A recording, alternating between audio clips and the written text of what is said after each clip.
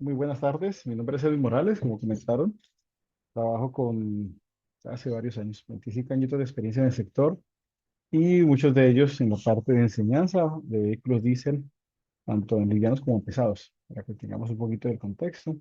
Entonces quiero hoy pues brindarles unos conocimientos que ojalá les sirvan a ustedes de mucha utilidad para sus talleres, para sus trabajos. Entonces, bueno, ya estoy como anfitrión, ya podemos empezar a compartir información. El desarrollo del tema, básicamente, inicialmente nos vamos a enfocar en el principio de funcionamiento del sistema riel común, que es el caso del estudio de hoy. Cuáles son sus componentes, qué subsistemas como tal lo componen. Una vez que hagamos ese desarrollo, pues debemos hablar acerca de sistemas de dos marcas principales que son las que engloban, podríamos decir que el 80-90% del mercado. Estamos hablando de las marcas Bosch y Denso respecto al sistema de riel común. Miremos sus diferentes sistemas, es su nomenclatura de manera muy general, conocer algunas variantes que existen entre sus diferentes sistemas, diferencias entre el funcionamiento, principios de funcionamiento de cada uno de los sistemas, que en esencia son los mismos, podríamos decir. Y finalmente cerramos un tema hablando un poco, aunque lo íbamos hablando durante el desarrollo, acerca del tema de emisiones. Entendemos que en muchos países hoy día los límites de emisiones es un tema muy importante, creo que para todos. Eh, Les agradezco si no entienden algo, tratar de utilizar términos lo más universales posibles. Espero que sea de su comprensión. Entonces, yo creo que no siendo más, aprovechando estas 2 horas que sean lo más productivas posibles, entonces vamos a dar inicio a nuestra charla. Sistema Riel Común. Este sistema no es nuevo, realmente lleva muchos años en el mercado. Algunas marcas lo incorporaron a sus vehículos diésel de manera un poco más prematura, más en los inicios, incluso estamos hablando incluso desde los años 80 a 90, existieron los primeros desarrollos por algún ingeniero de Fiat. Sin embargo, la patente fue vendida en sus momentos iniciales a la Bosch y Bosch fue pues como la primera marca que empezó el desarrollo de estos productos y posteriormente pues incorporaron las demás marcas a esta misma tecnología debido a su eficiencia.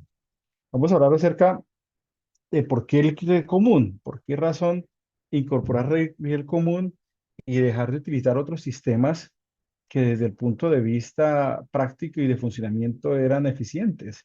Tal vez no los más eficientes, pero creo que técnicamente para todos es una realidad de que los sistemas anteriores también eran sistemas muy fiables.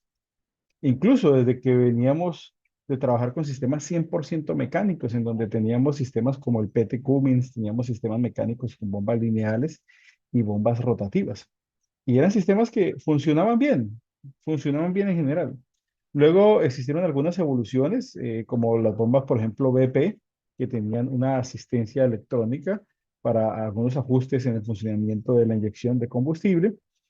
Y tuvimos sistemas como los inyectores bomba, que incluso aún hoy día en el mercado y en algunos mercados se sigue usando. Sin embargo, ya casi en productos nuevos no los estamos viendo debido a que, pues, los niveles de emisiones, que es lo que al final empujó y apalancó el sistema riel común, los sistemas de emisiones, pues definitivamente estos sistemas anteriores mencionados no llegaban a los límites de emisiones, llámese que estemos hablando de hidrocarburos sin combustionar, llámese que estemos hablando de óxido de nitrógeno, ¿sí? Llámese que estemos hablando de material particulado, pues definitivamente estos sistemas no podían alcanzar los nuevos límites de emisiones establecidos, bien sea que estemos hablando de las normas Euro, ¿sí? O bien sea que estemos hablando de las normas EPA. A raíz de eso, pues el sistema RIL común se proyectó como el sistema más fiable y práctico para poder alcanzar estos límites y un sistema escalable que ha venido presentando evoluciones y cambios en el sistema. También, naturalmente, a pesar del gran rendimiento del sistema riel común, pues definitivamente la tecnología ha llevado a que se tengan que instalar sistemas adyacentes en el sistema de escape o en sistemas adicionales para poder controlar el sistema de emisiones de los vehículos, porque por más de que el sistema riel común, si bien permitió alcanzar normas como la Euro 3 o la Euro 4, incluso en algunos vehículos, sin necesidad de GR, definitivamente a partir de la Euro 4 para algunos casos y Euro 5 en adelante, pues sencillamente el sistema red común por sí solo no era capaz de lograr esos niveles de emisiones. Y se vio la necesidad pues de adicionar sistemas en el escape que acompañen el funcionamiento del sistema red común y que en sociedad con el sistema de inyección pudieran limitar un poco el tema de las emisiones.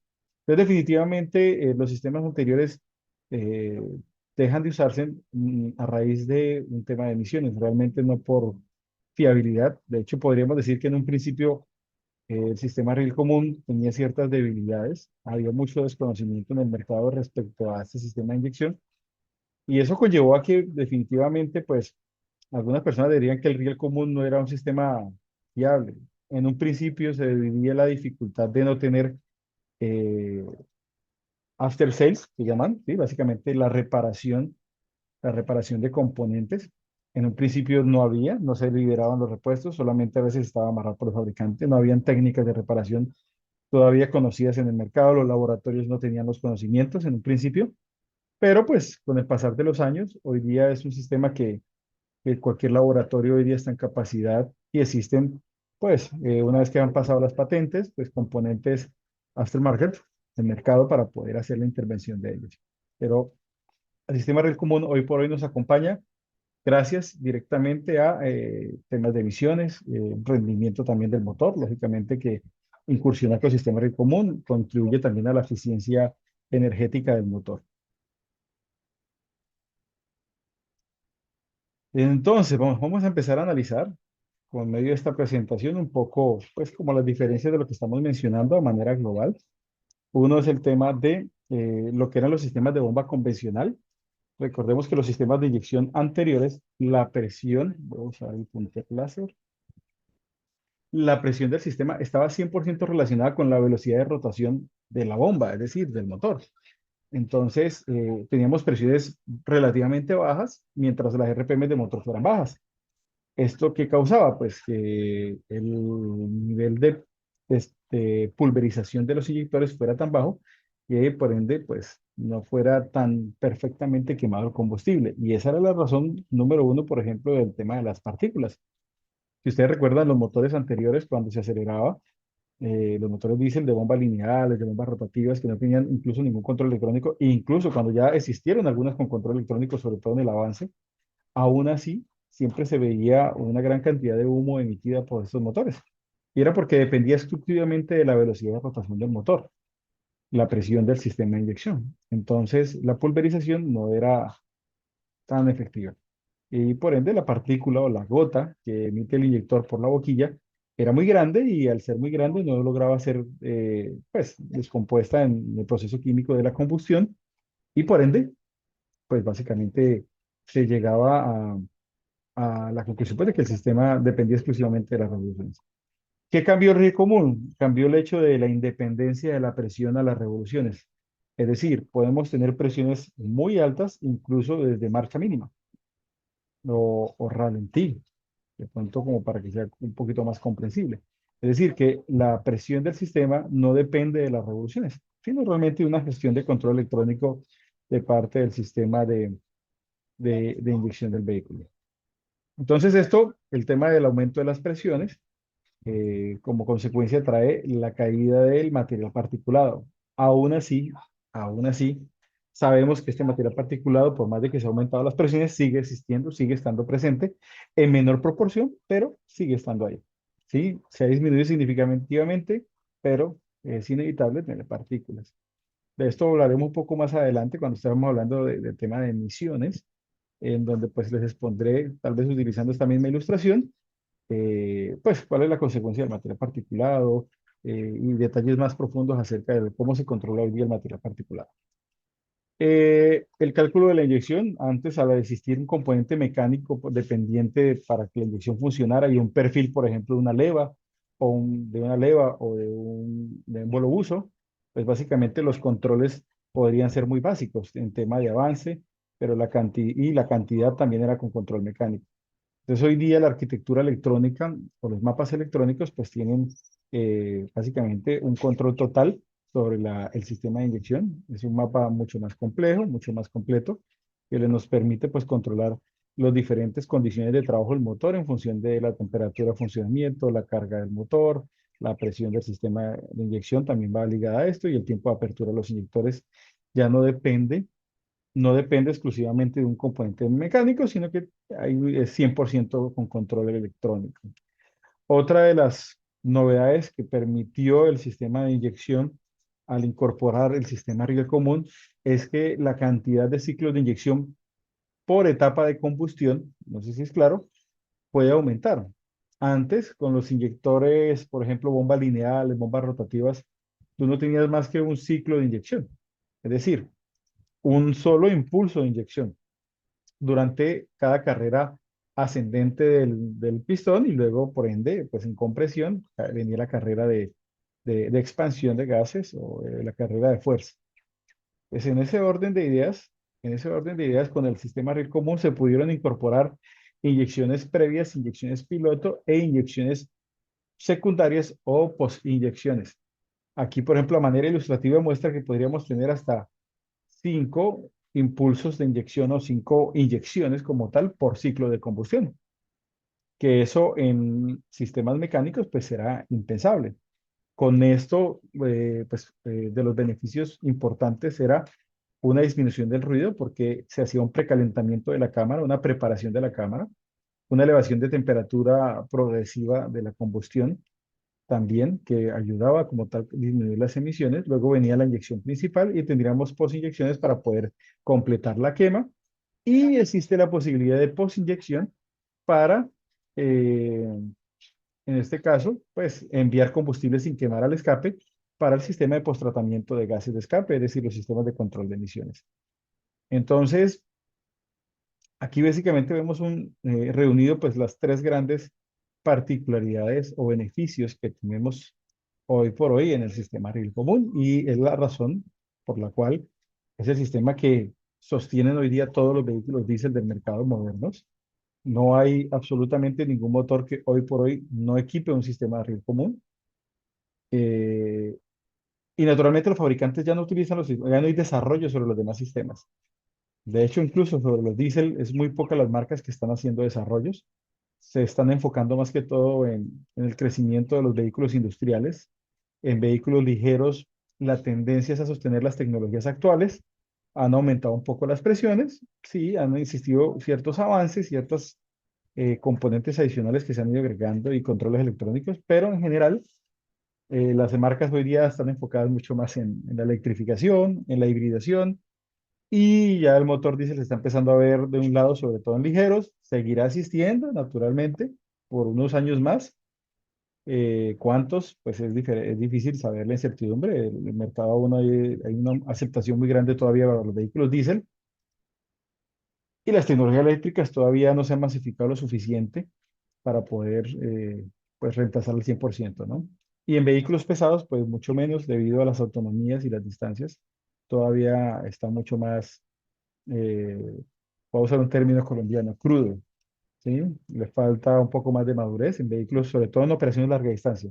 En todo lo que es long haul, lo que es short haul, pues básicamente lo que es recorridos cortos, sí tiene un mercado muy importante, que es donde de pronto los vehículos eléctricos tienen una gran oportunidad. Y hablando del sistema riel común, siempre que pensemos en el sistema riel común, tenemos que tratar de nuestras mentes, sea el sistema que sea, y aquí hablo de manera universal, sea que estemos hablando de un vehículo con sistema denso, sea que estemos hablando de un vehículo con sistema Bosch, Delphi, ¿sí?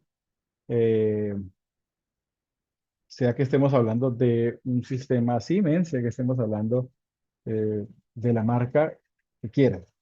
En general, la arquitectura del sistema RIL común tiene el mismo principio. Tenemos en general dos áreas principales desde el punto de vista hidráulico y el control electrónico. Entonces, hablando del sistema, tenemos lo que llamaríamos nosotros el circuito de baja presión y nuestro circuito de alta presión. Y adicionalmente, para cerrar este ciclo, pues el control electrónico que trabaja pues en algunos componentes del sistema en bucle cerrado para controlar, por ejemplo, la presión de trabajo, la apertura de los inyectores y eso. En general, pues esta es la arquitectura de un sistema RIE común, baja presión, alta presión y control electrónico que pues, está ligado 100% al principio de funcionamiento. Aunque hay que decirlo, en control electrónico, en la gran mayoría de los casos, se encuentra asociado a los componentes de alta presión. Es muy, pero muy inusual, sí los hay, pero es muy inusual encontrar en el circuito de baja presión controles electrónicos. Tal vez un tema de calentamiento de combustible y muy rara vez un sensor de presión de baja. En la gran mayoría de los casos no existe sensor de presión de baja de combustible. Entonces, en ese orden de ideas, pues el control electrónico está mucho más relacionado con toda la parte de alta presión, en la gestión de la alta presión y en la gestión de la inyección.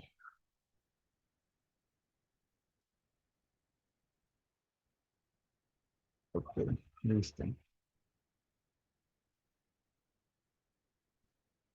Listo, señores. Entonces, bueno, avanzando un poco, ¿cuáles serían los componentes generales de la baja presión? Tenemos un depósito de combustible como cualquier vehículo. Ahí tenemos básicamente una toma de succión sumergida en el tanque. Después de eso, en este caso, ¿por qué lo menciono dentro del tanque de combustible? Porque dentro del tanque de combustible podemos tener dos opciones dependiendo del sistema. En la posición número 2, tenemos lo que sería el filtro de combustible. A manera ilustrativa, podemos tener uno o dos filtros, uno más comúnmente llamado trampa o separador de agua, pero también pues hace separación de partículas, que normalmente puede estar rondando entre los 10 y los 14 micras, a una eficiencia del 90 o 95%, un beta de ese nivel. Y luego tenemos lo que llamamos una bomba de transferencia, que está adherida precisamente a la unidad de bombeo de alta presión. Dependiendo del sistema, tenemos un regulador de presión de baja presión, que muchas personas no lo mencionan, pero existe, existe. Puede ser como tal un regulador o puede ser sencillamente un paso calibrado, un orificio calibrado. Y la línea de retorno hacia el depósito. En algunos casos los retornos pueden ir al depósito, en otros casos los retornos pueden ir nuevamente a succión, dependiendo del sistema. Y hay variables acerca de esto. ¿Dónde están las variables? En el tema de filtración podemos tener un filtro simple que haga las veces de filtro de depuración fina y separador de agua. Podemos tener un sistema de filtrado doble en donde tenemos un filtro trampa separador de agua que, como decía mencionada previamente, puede tener alrededor de una eficiencia del 90-95% a 10 a 14 micras aproximadamente. Y podemos tener un filtro fino y el filtro fino tiene un beta normalmente del 98% y pueden rondar los 3 micras aproximadamente. Hay sistemas que son un poco más exigentes, pero es inusual encontrarlos de menos de 2 micras, 2 micras, 3 micras en general. Y esto es importante y relevante decirlo, porque los sistemas riel común se caracterizan por manejar presiones muy altas. Presiones que si hablamos de las primeras generaciones rondaban en partida a los 200 bar de presión y en presiones altas pueden llegar a los 1200 como límite. Luego las siguientes evoluciones rondaban 250 bar como partida y llegaban a las 1400 bar. Después vinieron sistemas de 1600 bar. Tuvimos sistemas de 1800 bar, 2000 bar.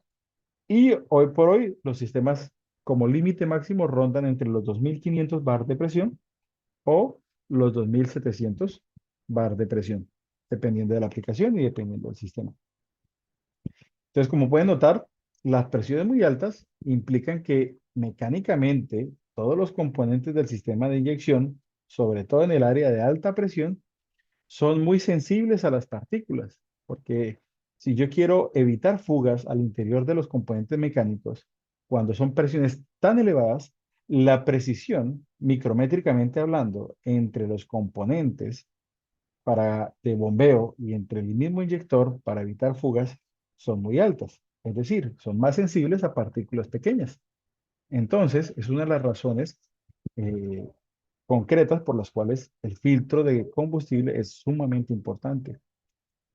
Trayéndolo como anécdota, uno escuchaba mucho, sobre todo los transportadores, por ignorancia, por desconocimiento, es natural tener desconocimiento, muchos transportistas o propietarios de vehículos medianos o ligeros decían, no, es que el filtro de combustible, cuando los combustibles no eran tan buenos, cuando no había un buen proceso filtrado en las estaciones de suministro de combustible, decían, no, es que el filtro a mí se me tapa muy rápido. Y entonces, por ejemplo, en los sistemas densos pasó mucho, en los sistemas densos riel común, con los vehículos Isuzu, sobre todo en vehículos de camiones ligeros de 3 5 10 toneladas, No, es que el filtro se me tapaba mucho y entonces llegaban y le quitaban el filtro y como prácticamente la base era muy similar del filtro, le ponían el filtro de las generaciones anteriores de estos motores que tenían bombas mecánicas o que tenían pronto bombas mecánicas con control de avance electrónico. Pues básicamente lo que hacían era poner un filtro como las generaciones anteriores que podía rondar los 10 a 14 micras y el sistema de eyección queda totalmente expuesto a las impurezas. Y pues naturalmente el resultado de esto es que iba a fallar. Entonces el filtro es un elemento muy, pero muy importante. Es muy clave.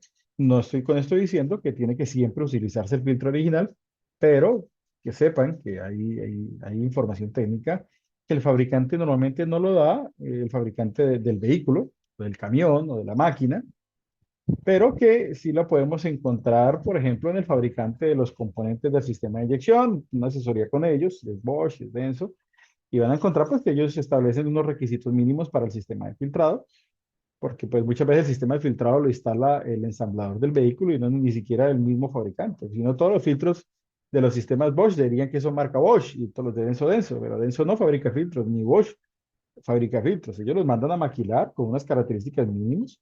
Un tema es el beta y otro tema es la duración en ciclos de trabajo, ¿no? Por flujo o caudal. Entonces, es muy clave el tema de la filtración. Podremos agregar filtrados si vemos que nuestros combustibles no son tan limpios para tener un filtro trampa cuando tenemos un sistema de un solo filtro. Sí, se hace, pero lo ideal es que sea un filtro separado por ahí de 10 14 micros lo que agreguemos acá antes del filtro fino. Si este es el filtro fino, si es un sistema de un solo filtro, anticiparnos a este filtro y agregar un filtro más comercial que de pronto nos ayude a retener impurezas más grandes si el combustible en donde trabajamos o donde se encuentra el vehículo no tiene una alta pureza. Eh, Eso es muy relevante el tema del sistema de filtrado, en este caso, porque, como decíamos, a mayor presión, mayor precisión de los componentes y a mayor precisión, mayor sensibilidad a las impurezas. El filtro, pues, una vez que pasa por el filtro, como decíamos, podemos ser simple o doble, se dirige hasta la bomba de alta presión, pero internamente tiene un circuito independiente para este ejercicio, para este ejemplo, en donde tenemos una bomba mecánica que puede ser una bomba de piñones, una bomba de paletas o una bomba trocoidal, que es el otro diseño, que es un diseño bien particular, que básicamente succiona el combustible desde el depósito. Pero existen variantes en donde también, en vez de tener una bomba mecánica adherida a la bomba de alta presión para el circuito de baja presión, podemos tener una bomba sumergida eléctrica en el depósito. O incluso podemos tener un sistema mixto en donde tenemos una bomba de cebado, hago la aclaración, de cebado en el depósito, y luego una bomba de piñones mecánica de transferencia como tal en la bomba de alta. Eh, los sistemas con bomba eléctrica en el depósito, pues básicamente funcionan bien, pero sobre todo se ven vehículos ligeros, livianos, incluso vehículos vanes como las Sprint, las Mercedes en una generación traían esa bomba eléctrica. Sistemas como en vehículos Volkswagen, Amarok, Transporter, OT5, Crafter, ese tipo de vehículos, o los mismos motores de TDI equipados en vehículos como Audi, del mismo grupo Volkswagen, la Touareg. ¿Mm? Ese tipo de vehículos tenían bomba sumergida. Y esa bomba sumergida, pues, hereda los mismos inconvenientes técnicos que tienen las bombas de transferencia eléctricas de los vehículos a gasolina, ¿no? No son iguales las bombas, así que aunque uno mire el dispositivo y parezca aparentemente igual, pues no es igual la densidad que manejan, el producto que desplazan, la densidad es distinta, pero heredan los mismos inconvenientes. Si mantengo con el nivel muy bajo de combustible de manera recurrente, pues recordemos que él está en un aforador sumergido, pero entre menos combustible lo rodee, pues mayor calentamiento se presenta y es una de las fallas que pueden presentarse en el circuito de baja presión y es la misma bomba de transferencia eléctrica.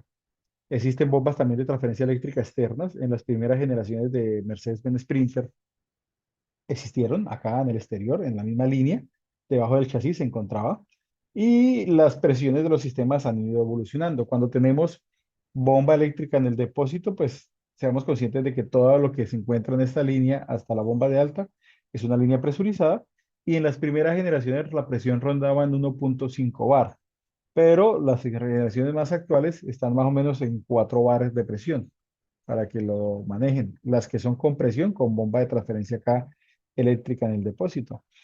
Con las bombas y adheridas a las bombas de alta, sobre todo en livianos, pues no tenemos un acceso directo a la presión del circuito de baja, sino que lo que vemos es el reflejo de una succión en la línea de succión desde el depósito hasta tanque. Pero siempre existe un factor para medir, siempre va a haber un factor, sea una presión positiva o sea una presión negativa por succión. Siempre va a haber algo que medir. La línea de retorno, pues tiene un elemento aquí en el conector. Dependiendo del fabricante, podemos tener un regulador de presión mecánico, o puede existir un sistema en donde tenemos un pequeño paso calibrado, un orificio calibrado para garantizar la presión del circuito de baja. Y el retorno se dirige, como decíamos, en algunos casos a un calentador, en algunos casos al mismo filtro de baja y vuelve y retoma succión. Y en otros casos, pues definitivamente la línea retorna al depósito. Eh, También una de las fallas que pueden provocar el retorno, el taponamiento del retorno. El taponamiento del retorno se ve reflejado en el comportamiento de el circuito de alta presión. Algo aprovecho para, ya que estamos cerrando el tema del circuito de baja presión, a mencionar algo muy, pero muy importante. El circuito de baja presión básicamente es la base de la estructura del sistema de riego común.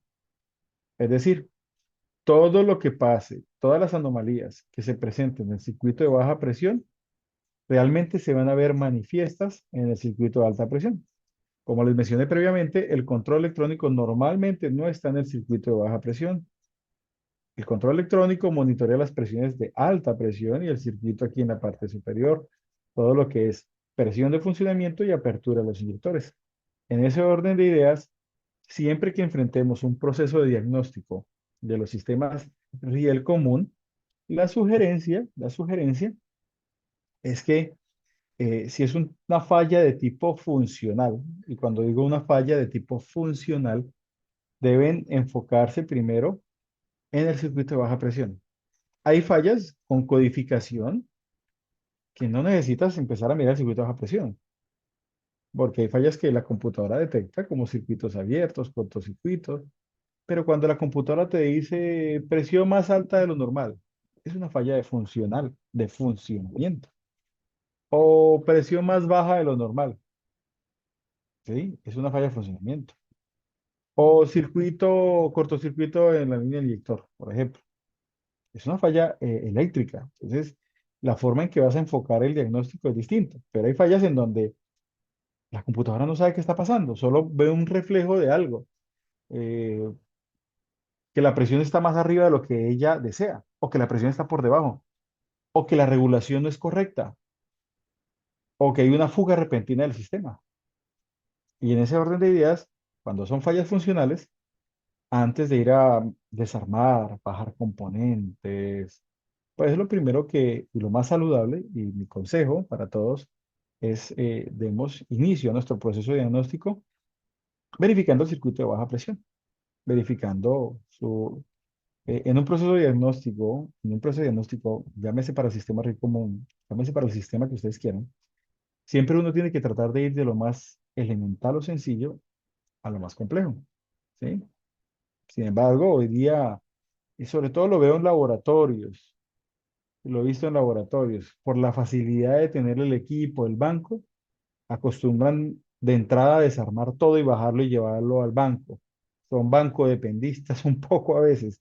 Y no lo digo de manera mala, no, chévere, tienen la herramienta, tienen la inversión, tienen los equipos, pero cuando el problema está en el camión, cuando el problema está en el vehículo, ahí es cuando se complica la cosa, porque lleva la bomba del banco y funciona bien. Llevan los inyectores, funciona bien. Y entonces el problema está en dónde? Está en el vehículo. Entonces, muy importante que el primer paso de diagnóstico parta del vehículo. Entonces, dependiendo del sistema, si tenemos una bomba en donde podamos medir la presión, pues, ¿cuál es la presión que debe llevar ese sistema? ¿Sí? ¿Y cuál es la presión bajo carga? Porque no todas las fallas se presentan sin carga. Es decir, andando. ¿Qué presión debe existir en esta línea? En el caso de un sistema de succión, ¿cuánta depresión debe generar el sistema? ¿Sí? ¿Cómo es el tipo de la falla? ¿El vehículo prende o no prende? Si el vehículo no prende, ¿a la bomba le está llegando combustible? Entonces, ¿qué presión debe haber? Y si la falla es funcional, ¿cuál debe ser la presión en funcionamiento del sistema bajo cualquier condición de carga? Tengo cómo medir de pronto la presión de transferencia de la bomba mecánica. Existen herramientas. Entonces, partamos de que lo mínimo que debemos hacer es medir presión, sea negativa o sea positiva. ¿Mm? El filtro, el filtro está en condiciones, está tapado. La tubería o los conductos están colapsando. El camión, el vehículo tuvo una reparación y de pronto canalizaron de una manera incorrecta la tubería, las mangueras y se están pisando, se están doblando. Ese tipo de análisis hay que hacerlo. El depósito, está tapado el sedazo, todos entienden por el sedazo, el pequeño filtro de acá, estará tapado, estará obstruido. ¿Sí? Entonces, y si por ejemplo la presión es alta, adelantándome un poco al tema diagnóstico, si la presión es alta, ¿qué puede provocar que la presión sea alta? ¿El regulador de presión está bien? ¿El paso calibrado está bien? ¿El retorno hacia el depósito o hacia el filtro está destapado o estará tapado, obstruido parcialmente? Porque ¿qué pasaría si la presión de baja se sube? ¿Cuál será el reflejo de que la presión de baja se suba? Naturalmente que la presión de alta también suba, ¿no? Entonces, por ejemplo, si usted encuentra un código donde diga alta presión del riel, ¿sí? Puede usted empezar a analizar por baja si están los retornos, llámese de la bomba o llámese de los inyectores obstruidos. Y si la presión dice que es más baja de lo normal, el filtro estará destapado, el sedazo estará destapado, habrá entrada de aire al sistema. Tengo una mirilla, un tubo, un conducto transparente y lo puedo interponer acá para mirar si hay burbujas. Siempre va a haber burbujas, pero no deben haber burbujas grandes ni consecutivas, ni ráfagas de aire. Pero siempre va a haber burbujas pequeñas y distanciadas. Entonces, ese tipo de análisis del circuito de baja es clave para el diagnóstico, es clave para que ustedes puedan hacer unos diagnósticos, pues, acertados al sistema antes de salir de baja presión. ¿Listo? Es muy importante eso. La calidad del combustible es muy importante también en función del nivel de emisiones, pero eso lo hablaremos allá, cuando estemos más adelante. ¿Listos? Entonces, pensemos que, de modo general, la invitación es, siempre que enfrenten un diagnóstico sobre el sistema RIL común, plantéense de acuerdo a la información que ustedes puedan obtener, llámese la sensación del cliente, llámese la información que encuentran en el escáner, los códigos memorizados, si existen códigos memorizados, o los parámetros del motor, ¿sí? Si el motor enciende, si no enciende, si la presión sube, no sube, ¿sí? Para poder determinar, pues, por dónde usted puede orientar su diagnóstico. Y muy probablemente, y les puedo decir con razón de experiencia, que muchos de los problemas parten del circuito de baja presión. De malos hábitos también, a veces de mantenimiento, parten muchos de los problemas. Combustible contaminado es otro de los grandes problemas, de los cuales también podemos mencionar. El agua, el biodiesel, son componentes que lamentablemente no son tan saludables para el sistema red común. Y si quieren, anoten por ahí, más adelante hablo un poco acerca del biodiesel y también el agua. El agua es el enemigo de cualquier sistema de eyección, y creo que eso es una realidad en diésel. Pero es que el agua ahora, combinado con el biodiesel, se camufla. Pasa sin que el filtro muchas veces la pueda retener. Y ya les explico por qué. Entonces, señores, circuito de baja presión, creo que en general, a grosso modo, se entienden los componentes. Para que sepan, esta valvulita que está aquí, no la van a encontrar como reguladora de presión. Cuando encuentren los manuales de Denso, de Bosch, la van a encontrar, ni siquiera a veces ni siquiera la llama válvula. Le dicen rebose en español, rebose, ¿m? Rebose. Pero ese rebose, así sea un paso calibrado que esté metido dentro de un mismo racor, o como tal sea un regulador, eso gestiona la presión de baja, se encarga de mantener la presión. Porque recordemos, las bombas no generan presión. ¿Las bombas qué generan? No sé si alguien en el chat puede contestar ahí de rapidez. Caudal, Muy bien. Caudal. volumen, volumen. Exacto, un volumen, un caudal. Quien se encarga de poder generar presión es la restricción a ese flujo de ese caudal. Y eso lo dan los conductos, básicamente. ¿Mm? Entonces, muy bien, debe haber algo que me determine esa restricción para poder garantizar esa presión mínima de funcionamiento del sistema. Y se llama rebose. Rebose. Siempre en los sistemas de inicio lo van a encontrar como rebose. Listo. Hablemos ahora del circuito de alta presión. El circuito de alta presión parte de la bomba de alta presión. ¿Mm? Esta bomba de alta presión es una bomba mecánica con control electrónico. ¿Sí? Ya vamos a hablar de los tipos de controles electrónicos que podemos encontrar para la presión, ¿sí? Para la gestión de la bomba. ¿Qué es lo que gestiona la bomba? Pues un caudal, pero realmente al final la finalidad es buscar una presión, ya que el combustible queda contenido a muy alta presión. Entonces tenemos una bomba de alta presión, ¿sí? Tenemos un riel común, unos conductos de alta presión para cada uno de los inyectores y los inyectores como tal. Bueno, que no me pase. Los inyectores. En esencia es elemental, es un sistema, podríamos decir, entre comillas, sencillo, entre comillas. Básicamente, la bomba de alta presión toma el caudal emitido por la bomba de baja presión y lo eleva a unas presiones, como decíamos, que son muy altas, elevadas, que en los sistemas más antiguos arrancaban en los 200 bar. Sistemas modernos ya sabemos que llegan a los 2700 bar. Como presión límite, aunque el sistema declare que dice 2700, muchas veces la presión máxima normal de funcionamiento puede rondar los 2300, 2500 como pico máximo. Siempre tiene un rango de tolerancia por debajo. Lo que pasa es que declaran el sistema con el límite máximo para que el sistema no se afecte o no libere la presión al retorno. Llámese por un elemento mecánico o por un elemento de control electrónico. Pero pues normalmente si te dicen, no, este sistema es de 1600 bar, la realidad es que en funcionamiento subirá máximo por ahí a 1400, 1300, 1400. Uno de 2000 sube máximo 1800 en funcionamiento. Es muy inusual verlo por arriba de eso, ¿sí? Pero pues las fábricas también declaran eso, ¿no? De esa manera. Tenemos entonces la bomba de alta presión. La bomba de alta presión puede ser, hay de tipo rotativa céntrica con levas internas. La más común es con levas y pistones radiales. Y también hay con leva y pistones en línea, ¿sí? Sobre todo en la parte industrial. En vehicular ligero es más común ver las radiales con levas y levas excéntricas, tanto en Denso como en Bosch, ¿sí? O pistones opuestos o radiales, porque igual existe la de dos pistones y existe la de tres pistones, o, para usar un término más de laboratorio, émbolos.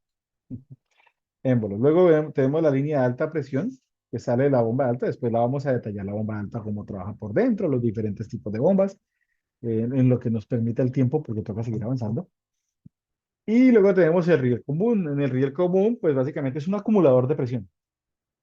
El riel común es un tubo que pues normalmente por las presiones que se manejan, toda la tubería y el riel común tienen un factor de seguridad que normalmente es más del 3 veces la presión de trabajo. Es el factor de seguridad. Cuando usted ve datasheets o información técnica de fabricantes, por ejemplo, si es un sistema que trabaja a 1600 bar o 2000 bar, el riel común, según fabricante, puede soportar antes de poderse fracturar y dañar por elevadas presiones alrededor de 5000 bar en pruebas. 5000 bar. Pero es muy difícil que llegue a esas presiones porque pues hay un elemento regulador de presión, llámese electrónico, llámese mecánico, que debe abrir antes de esas presiones precisamente como sistema de seguridad para proteger tanto la misma bomba como los diferentes componentes mecánicos. En este riel, como les decía, incorpora una PRV que llama PRV o un regulador de presión que puede ser mecánico, pero también puede equipar un controlador electrónico ahí, también para regular la presión de tipo electrónico, como hoy día se ve en todos los sistemas. Y luego, pues sigue el conducto de alta individual a cada uno de los inyectores. Los inyectores utilizan un principio hidráulico que es como el candado hidráulico, que son dos presiones en equilibrio, que al desequilibrar esas presiones, pues provocamos la apertura y el principio de funcionamiento del inyector y el principio de la inyección. ¿Mm? El inyector, así como el sistema de riego común ha ido evolucionando, los inyectores también han ido evolucionando, sobre todo en temas de tiempo de respuesta, presiones y demás. Ya entrando a detallar un poco y volviendo aquí a la bomba de alta presión, la regulación de la presión en las primeras generaciones manejaban dos tipos. Manejaban regulador de presión por presión y regulación de presión por caudal. ¿Cuál es la diferencia? Que la de presión era un componente electrohidráulico que gestionaba la computadora que se encontraba a la salida de la alta presión. Es decir, lo podíamos encontrar acá donde está la línea roja, acá a la salida, en alguna parte cercana a la bomba, ¿sí? Internamente. Él controlaba esa presión por medio de regular un caudal hacia el retorno. Lo más común es encontrarlo en el riel, como se está viendo en los nuevos sistemas. Entonces, estos reguladores de presión trabajan con la presión alta, es decir, son componentes electrohidráulicos que tienen la particularidad de estar sometidos a la presión de alta. Es decir, que si el motor está trabajando a 1500 bar, pues ese componente está tratando los 1500 bar, está sosteniendo esa presión.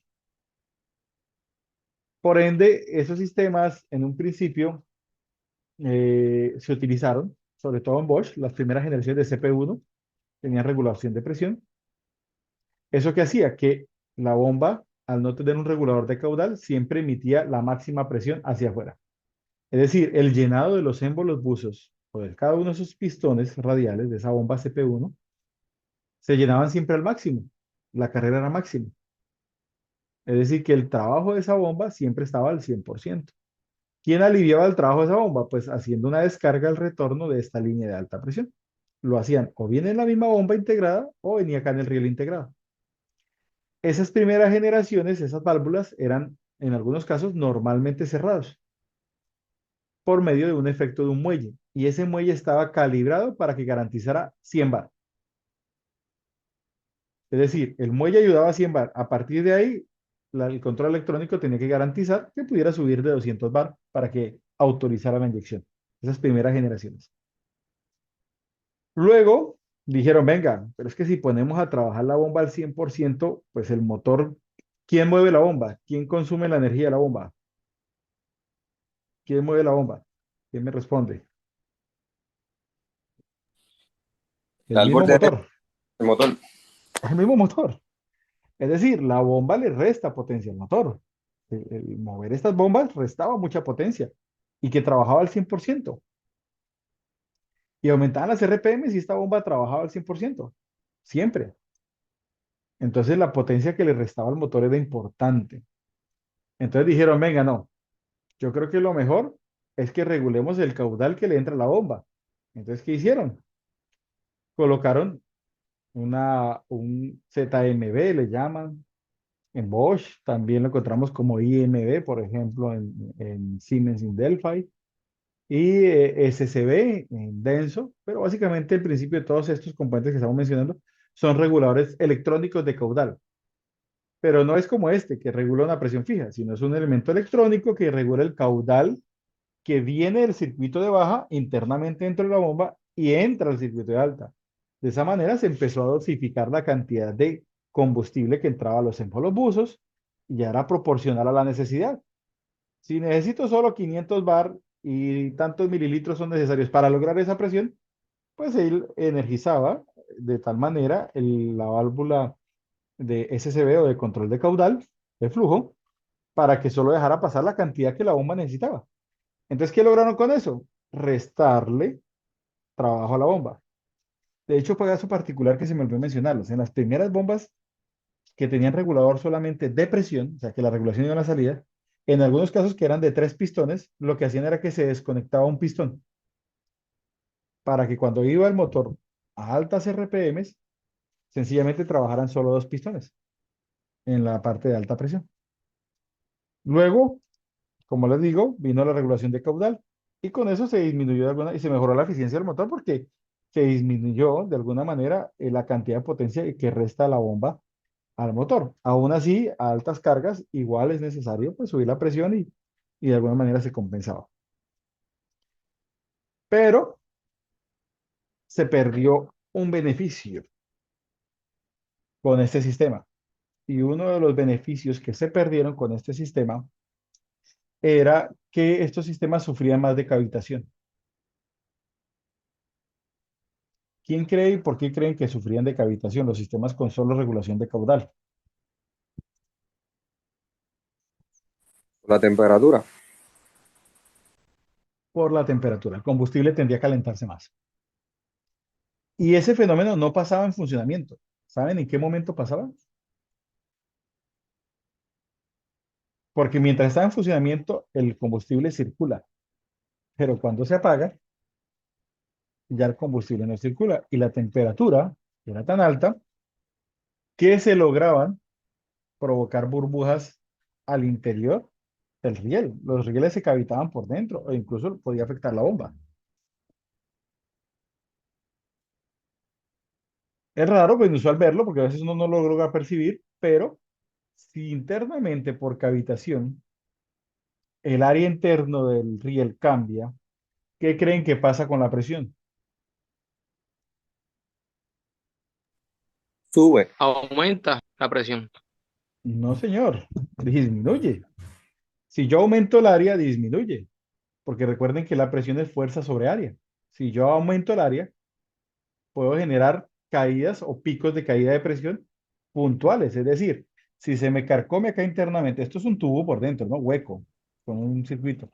Pero si yo, por ejemplo, aquí aumento el área, la presión en ese punto va a ser Disminuye la, menor. ¿Cómo? disminuye la resistencia del flujo del líquido. Ujú. Y por ende, en ese punto, muy pérfica, en ese punto caía la entrega de combustible de ese inyector que estaba más cercano a ese punto.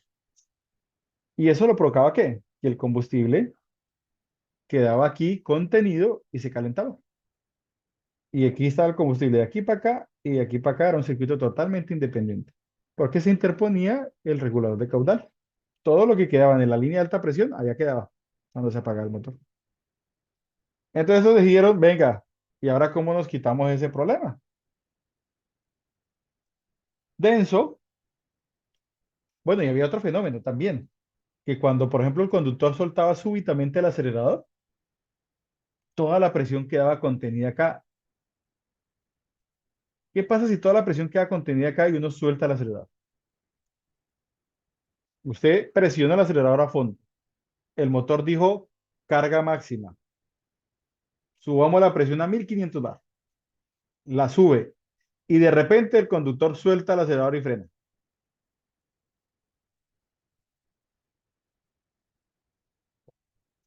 ¿Qué fenómeno provoca eso? Sufrían los inyectores. Puede dañar el inyector, puede dañar la bomba. Era unusual que abriera, por ejemplo, la válvula de alivio en algunos casos. Podría llegar a abrir la válvula de alivio, la limitadora de presión de riel. Entonces dijeron, venga, toca quitarnos ese problema. Entonces, unas generaciones posteriores, por ejemplo, de Denso, montaron en el riel una válvula de liberación de presión, que si usted la mira físicamente en la parte superior, es idéntica a la parte alta de un inyector. O sea, clonaron el principio de funcionamiento del inyector y lo pusieron acá, para aliviar la presión en ese momento. Segundo, otro fenómeno. Normalmente estas bombas eran movidas por piñón, cadena o correa. Por correa. Ujú. Ahí viene quién es la que Por recibía el piñones, por piñones. piñones, sí, No, pero tal vez en vehículos, en camiones ligeros en adelante, pero en lo que era liviano venía a punta de correa. Entonces, ¿quién recibía el esfuerzo del freno repentino de la bomba? Porque literal era un freno para la bomba. La correa, la correa tenía que revisar el El freno sensor. repentino. Entonces, y por ende el motor, ¿no? El motor necesita disminuir rápidamente las RPMs para poder suavizar. Eso también es un tema de confort. Es un tema de durabilidad para correa o cadenilla, si tuviera cadenilla. Los piñones no sufren tanto de eso porque es un contacto más mecánico directo. Pero también era un tema de confort. ¿Mm? Porque el también aliviar la presión del riel suaviza el cambio de marchas. Y es tan así que algunos sistemas en donde el control electrónico no lo desarrolló Denso, sino lo desarrolló, por ejemplo, Isuzu, con sus módulos, a usted un Isuzu, si le fallaba el sensor del embrague, ah, espera que me está pidiendo como acceso unas personas acá, dame un segundo, ok, ya. Incluso si fallaba el sensor de embrague, oíste, incluso se regulaba el motor si hasta el de freno, el switch de freno no le llegaba a señal a la computadora del motor, porque lo utilizaba como una señal para bajar la presión del sistema riel. Y uno diría, ¿pero qué tiene que ver el switch del freno o el embrague con el funcionamiento del motor? Tiene mucho que ver en la suavidad de marcha, en el confort de marcha. Y Isuzu lo hace. Isuzu usted tiene una lámpara de freno fundida y te sale código y se te regula el vehículo. Entonces son cositas como interesantes a tener presente. ¿Mm? Listo, señor. Entonces, ¿qué dijeron estos genios? Bueno, hagamos una cosa. Pongámosles los dos sistemas. Pongámosle regulador de caudal y regulador de presión al mismo tiempo. Entonces, hoy por hoy los sistemas modernos tienen regulador de caudal montado en la bomba de alta y un regulador de presión montado en el riel. Entonces, por ejemplo, el tema de la cavitación ya, y el regulador de presión ya no es normalmente cerrado como la primera generación, sino que es normalmente abierto. ¿Y por qué normalmente abierto? Para que cuando se apague el vehículo, toda la presión que estaba acá en las líneas de alta se dirija al retorno. Y al irse al retorno, o en algunos casos, al retorno, dependiendo si va al depósito o un retorno que va a la misma línea de presión, para que las temperaturas caigan, se igualen y se evite la cavitación. Y eso tiene otro beneficio, que esos sistemas para purgar, al ser normalmente abiertos, llenan también las líneas de alta presión. Cuando uno purgaba los sistemas que solo tenían regulador de presión normalmente cerrado o regulador de caudal, la purga de uno llegaba hasta acá. Pero toda esta línea estaba totalmente, ¿qué? Vacías, que es una de las recomendaciones de seguridad que vas a encontrar en cualquier manual. No abras estas líneas, ni para purgar ni para nada. Recordemos las presiones a las que trabajan estos sistemas. Te puedes perforar, te pueden perforar una microgota de estos. Te puede dar una gangrena en un brazo, en lo que sea. Perder un ojo. Por eso no se deben abrir estas líneas. Pero esos sistemas tocaba purgarlos así, por eso tocaba darle un poquito de arranque, luego vuelve y darle un bombín, porque lógicamente que la presión se descargaba y eso. Los sistemas con regulador de presión normalmente abierto en el riel, que ya vamos a ver unos sistemas, algunos de ellos, tenían esa ventaja de que en el momento en que usted hacía la apertura del switch, eso normalmente sistemas siempre, casi siempre, en la gran mayoría, no en todos, utilizan bomba de cebado en el tanque o bomba de transferencia eléctrica. Encendían esta bomba de cebado de transferencia y el combustible venía acá y a la vez, como se conectaba el retorno con el retorno se conectaba a la misma línea del filtro, se metía presión por acá y se metía presión al riel, a esta zona y hasta los inyectores. Y se purgaba todo el sistema. De hecho, en estos sistemas modernos, tú entras con tu escáner, tu equipo de diagnóstico, y vas a encontrar una función de purga. Y la debes ejecutar cada vez que vayas a prender un vehículo de estos, porque los arranques en seco son muy dañinos para estos sistemas. Entonces tú llegas con tu escáner para estos sistemas y haces la función de purga. Purgas. Y vas a cebar todo el sistema. La puedes ejecutar dos veces, que normalmente dura 30 a 60 segundos encendida la purga, y él se apaga solo. y vuelve la lanzas por lo menos 2 veces, y cuando ya lo hagas 2 veces, dale con confianza arranque y el vehículo debe prender. Tal vez no tan corto el encendido, un poco más largo, pero te va a encender.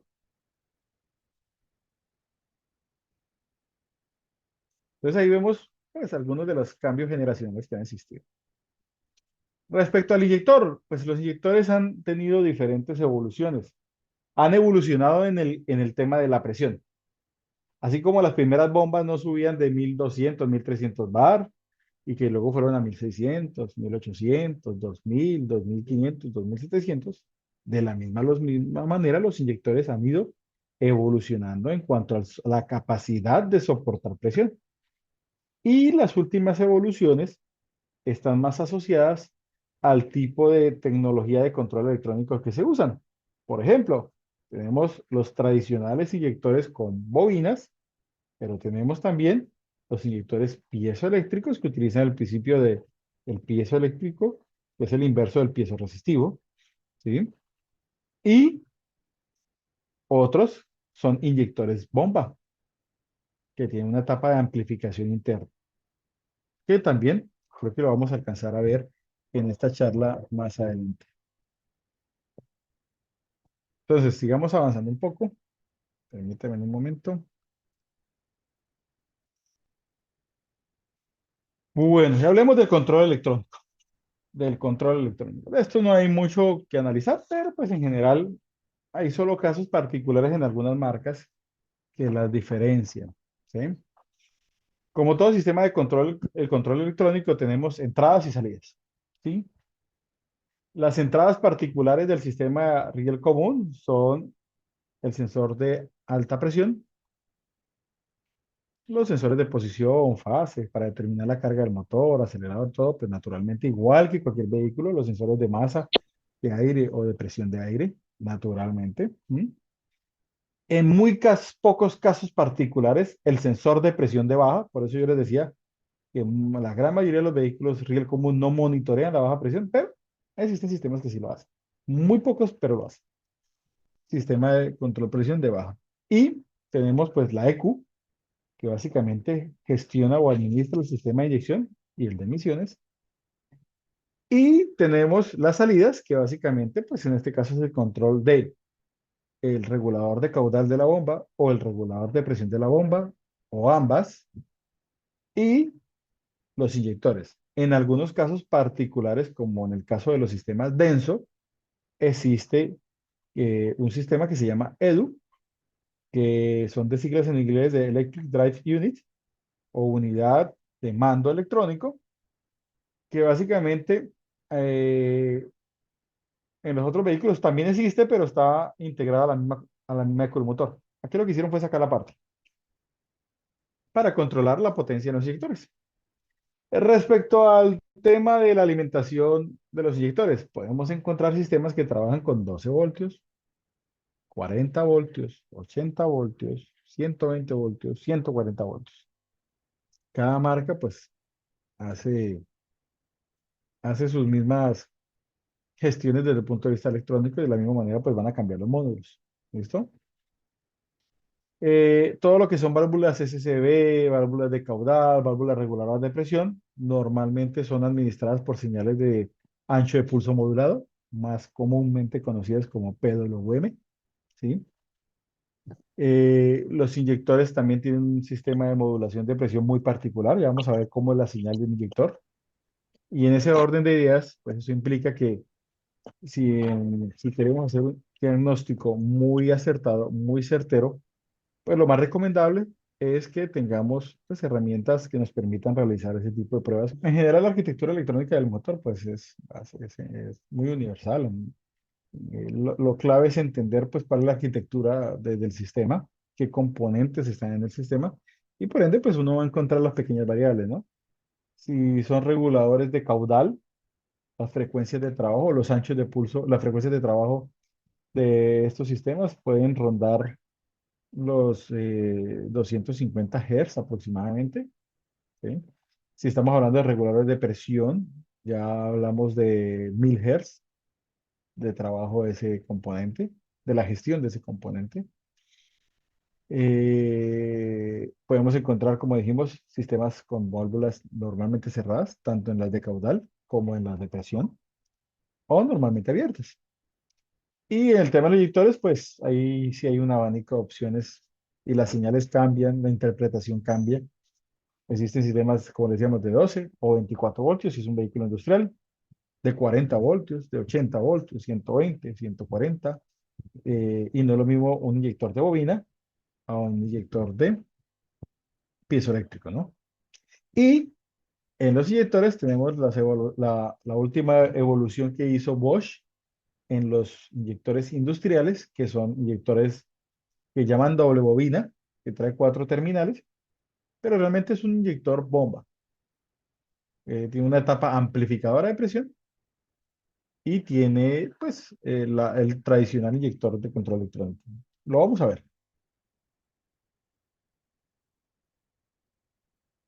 Aprovechando que estamos en denso, vamos a hablar de las primeras generaciones y que estuvieron presentes por muchos años hasta ahora y hasta ahorita hicieron una nueva evolución de esto, que ya les los voy a mostrar cómo se llama más adelante. Ujú. Entonces, como les decía, Denso empezó su desarrollo sobre los años 1996, hizo su lanzamiento. El desarrollo seguramente venía de antes, pero bueno, en el año 96 lanzó un sistema de inyección riel común que aplicaba a vehículos industriales grandes y medianos. Y cuando digo grandes, grandes para lo que es denso. Recordemos que Japón no tiene vehículos industriales muy grandes, no son muy grandes.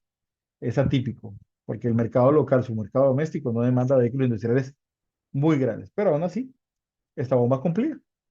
Y si se dan cuenta, es una bomba que trabajaba a 120 megapascales. Se llamaba la bomba HP0. En un principio, porque esta bomba está vigente. Es decir, hoy día esta bomba sigue vigente, solo que la han mejorado para que soporte más presión, hasta 180 megapascales, las versiones modernas, que equivale a los 1200 bar, ¿no? Luego existió una incluso que la llamaban la HP2. Las siglas HP es de alta presión, ¿sí? Existió una llamada HP2, que era una bomba de leva rotativa, de leva céntrica interna. Esta llegaba hasta los 135 megapascales, es decir, 1350 bar. Luego empezamos a ver en el mercado de pistones, los buzos por medio de levas excéntricas. Esta ya llegó hasta 180 megapascales.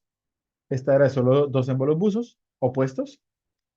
Y luego llegó la HP4, que fue una evolución de la HP3, solamente que esta aumentó el caudal para camiones de tamaño mediano.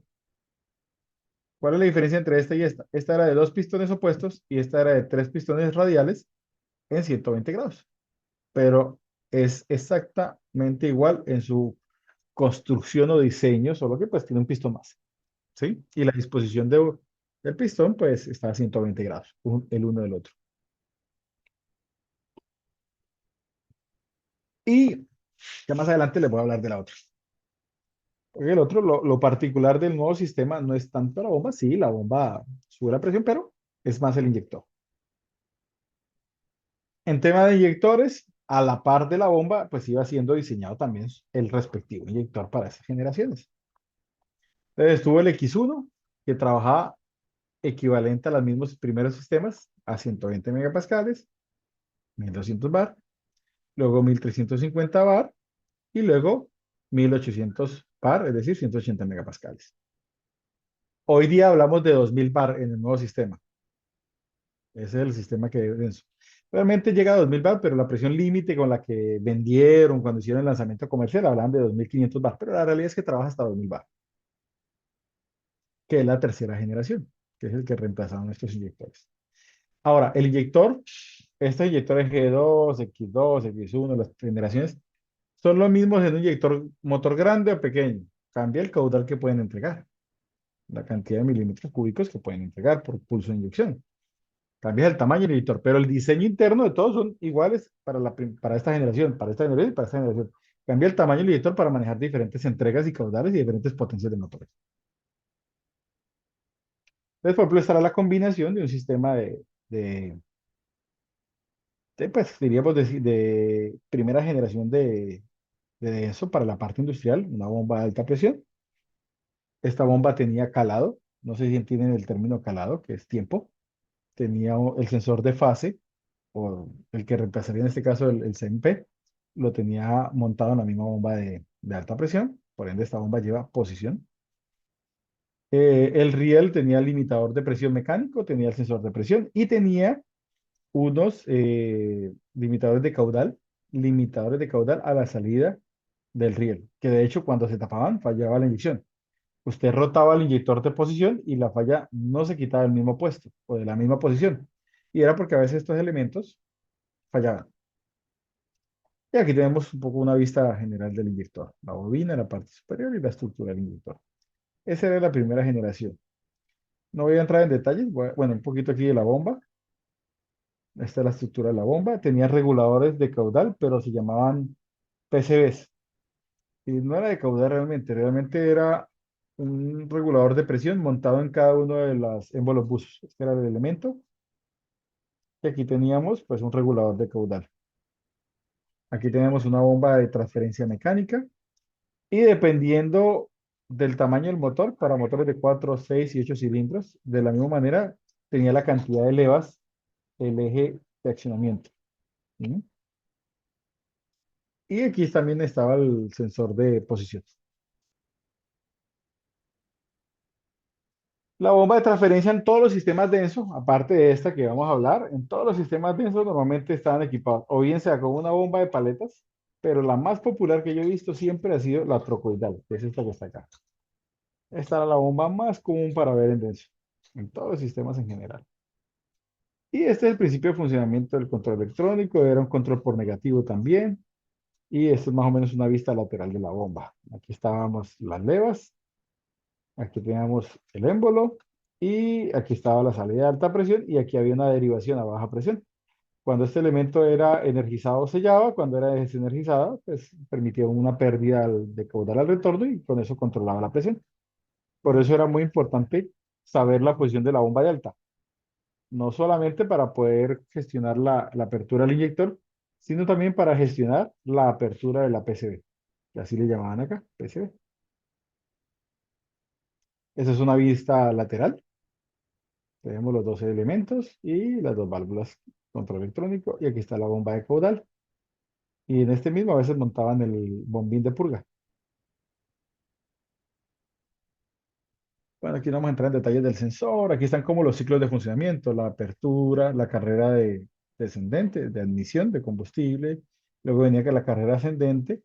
Y cuando la computadora, que se llamaba precarrera, y cuando la computadora determinaba que era momento de enviar la cantidad de combustible al lado de alta presión, energizaba la bobina, sellaba el retorno y por ende, pues toda la presión se dirigía al riel. Y luego nuevamente abría y empezaba el ciclo nuevamente de admisión. La caudal lo determinaba una fórmula matemática. Caudal es igual a pi por diámetro cuadrado por altura h, ¿sí ven? Menos h dividido 4. O sea, la carrera menos la precarrera. Y de esa manera la computadora electrónicamente en su mapa pues tenía esta fórmula matemática. Luego vinimos la primera generación de equipo liviano para vehículos, camionetas, vanes de denso. Tenía una bomba llamada HP0. El HP0 era la otra, esta es la HP1, perdón. Aquí hay un error en el manual. Una rampa riel común que tenía, en este caso, pues un limitador de presión mecánico, un sensor de presión y el inyector X1, que fue la primera generación, que trabajaba hasta 135 megapascales, o sea, 1350 bar. Esta bomba particularmente no tenía posición de montaje, era indiferente. Y aquí empezamos a ver cositas interesantes. Por ejemplo, aquí tenemos que esta es una bomba de levas internas, que es de dos pistones también, con levas internas. Y empezamos a identificar componentes adicionales, ya un sensor de temperatura. El rebose, ¿recuerdan que se lo mencioné? ¿Qué es lo que hacía el rebose?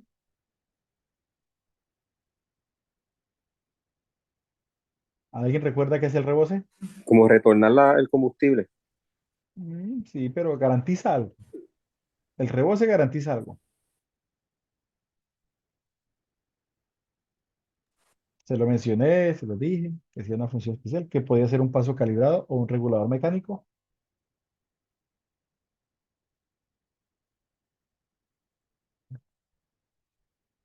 Bueno, vamos avanzando. Regulaba la presión de baja. Aunque fuera un sistema como este, que tiene la bomba de alimentación adherida acá, internamente existe la presión de baja. Tú solamente podías hacer la lectura de la succión en los sistemas que tienen bombas mecánicas adheridas a las de alta presión. Pero ¿quién se encargaba de que esa presión internamente se sostuviera en los rangos ideales de funcionamiento? El reboce, que como decía, puede ser un orificio o podría ser un regulador mecánico. ¿Listo? Aquí tenemos un regulador de presión de la bomba, pero esta válvula reguladora que aparece aquí, señores, no es el reboce. Esta válvula reguladora limita la presión máxima. Este garantiza la presión mínima. ¿Qué quiere decir eso? Que este señor es el que hace un conducto entre la línea de succión y la salida de la bomba de baja. Aquí está la succión, por aquí llega combustible, por aquí está la salida del riel común. Y como esta bomba son dos bombas en una, adheridas por levas internas, teníamos dos reguladores de caudal o de succión, Suction Control Valve. Por eso el denso siempre la va a llamar SCV. Esta es una vista de la bomba, ¿m? Dos pistones en ángulo de 90 grados uno respecto al otro que apuntan hacia adentro para generar impulsos de bombeo consecutivos y con sus respectivas válvulas antirretorno, ¿sí? Para que como la presión no se fuera de una bomba hacia la otra. ¿M? Aquí tenemos la bomba de transferencia, era de este tipo paleta, y aquí está el regulador que regula la presión máxima del caudal. Pero recordemos que también está el reboce, que regula la presión mínima. En este caso es un paso calibrado. Y aquí tenemos las SCBs, que como les decía en algún momento, podríamos tener SCBs normalmente cerradas o normalmente abiertas. ¿Quién determina eso o cómo puede uno llegar a la conclusión de que si es normalmente cerrada o normalmente abierta? Por la posición del resorte. ¿Quién me dice posiblemente este sistema qué tipo de válvula era? Normalmente cerrada o normalmente abierta. Mira, aquí está el muelle, aquí está el resorte o muelle.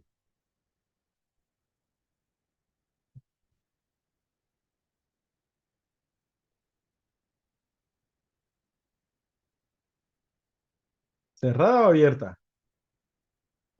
¿Qué opinan? Parece abierta. ¿Normalmente abierta o normalmente cerrada? Normalmente cerrada. Muy bien, normalmente cerrada. Normalmente cerrada. Esta primera generación se caracteriza por ser una válvula normalmente cerrada. Y es un poco la vista lateral de la bomba, los pistones internos con sus levas internas. ¿M? Y estarán los antirretornos.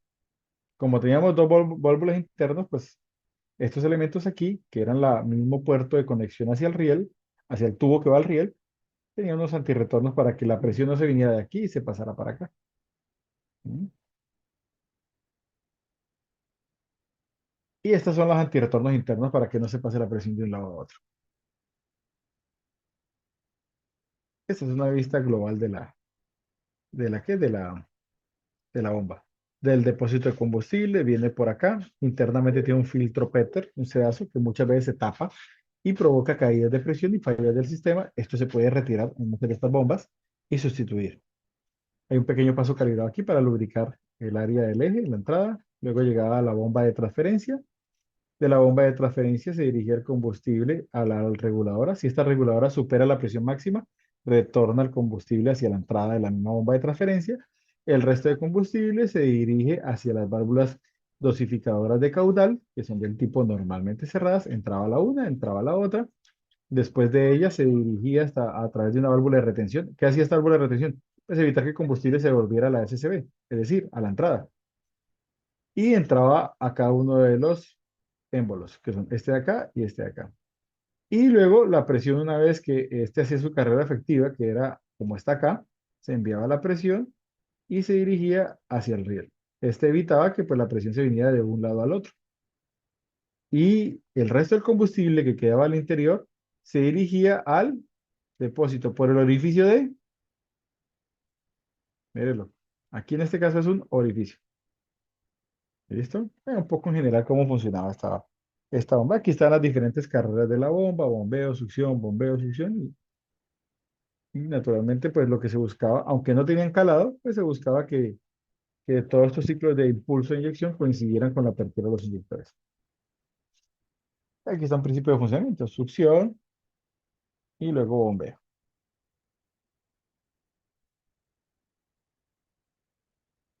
Estas son las generaciones como más populares que existieron por muchos años. Particularmente puedo decir que es un sistema muy fiable, muy bueno, muy bueno, muy fiable, que son las bombas HP3 y HP4. Como decimos, estas bombas ya llegaban hasta los 1800 bar. Teníamos un riel con un limitador de presión, un sensor. En algunos casos, este sistema montó la válvula de alivio de presión, que la controlaba a través del EDU, que es un Electronic Drive Unit, en el caso de Denso, para aliviar la presión del riel. No era un regulador de presión, era solo para aliviar. Cuando habían desaceleraciones súbitas o la presión superaba, él abría para que la presión se fuera al retorno. Después existieron los reguladores, que eso es como el siguiente paso.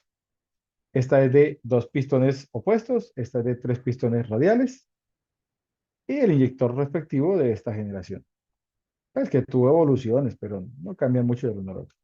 También tienen válvula de control de succión y particularmente estos sistemas, lo que es la válvula de control de succión, la SCB, que aquí la muestra aquí, montada en su base, existen de los dos tipos. Hay particularidades en ella. Primero, dependiendo del tamaño de la bomba y del caudal de la bomba, cambia la referencia. Segundo, si trabaja a 12 o 24 voltios, cambia la referencia. Y tercero, si es normalmente cerrada, normalmente abierta, cambia la referencia. Entonces, cuando se vaya a sustituir y a probar, pues hay que garantizar de que sea una referencia equivalente. ¿Mm? Entonces tenemos una válvula de succión, un émbolo buzo, una leva anular o excéntrica, una válvula de descarga, una SCB, control de succión. Y también equipaba sensor de temperatura de combustible y una bomba de alimentación de tipo trocoidal adherida a la bomba de alto. Y este tubo, pues básicamente conectaba uno de los émbolos, el de arriba, con el de abajo, para luego dar por la salida. Y por la salida hacia el riel. Esta es la bomba trocoidal, tenía también su regulador de presión. Y aquí tenemos la SCB. Y entonces, aquí nos van a mostrar los dos tipos. Nuevamente, ¿qué tipo de válvula es esta que estamos viendo acá? ¿Normalmente cerrada o normalmente abierta? Esto que están viendo aquí es esta área de acá. Ahí está el muelle. ¿Qué dicen? ¿Normalmente cerrada o normalmente abierta?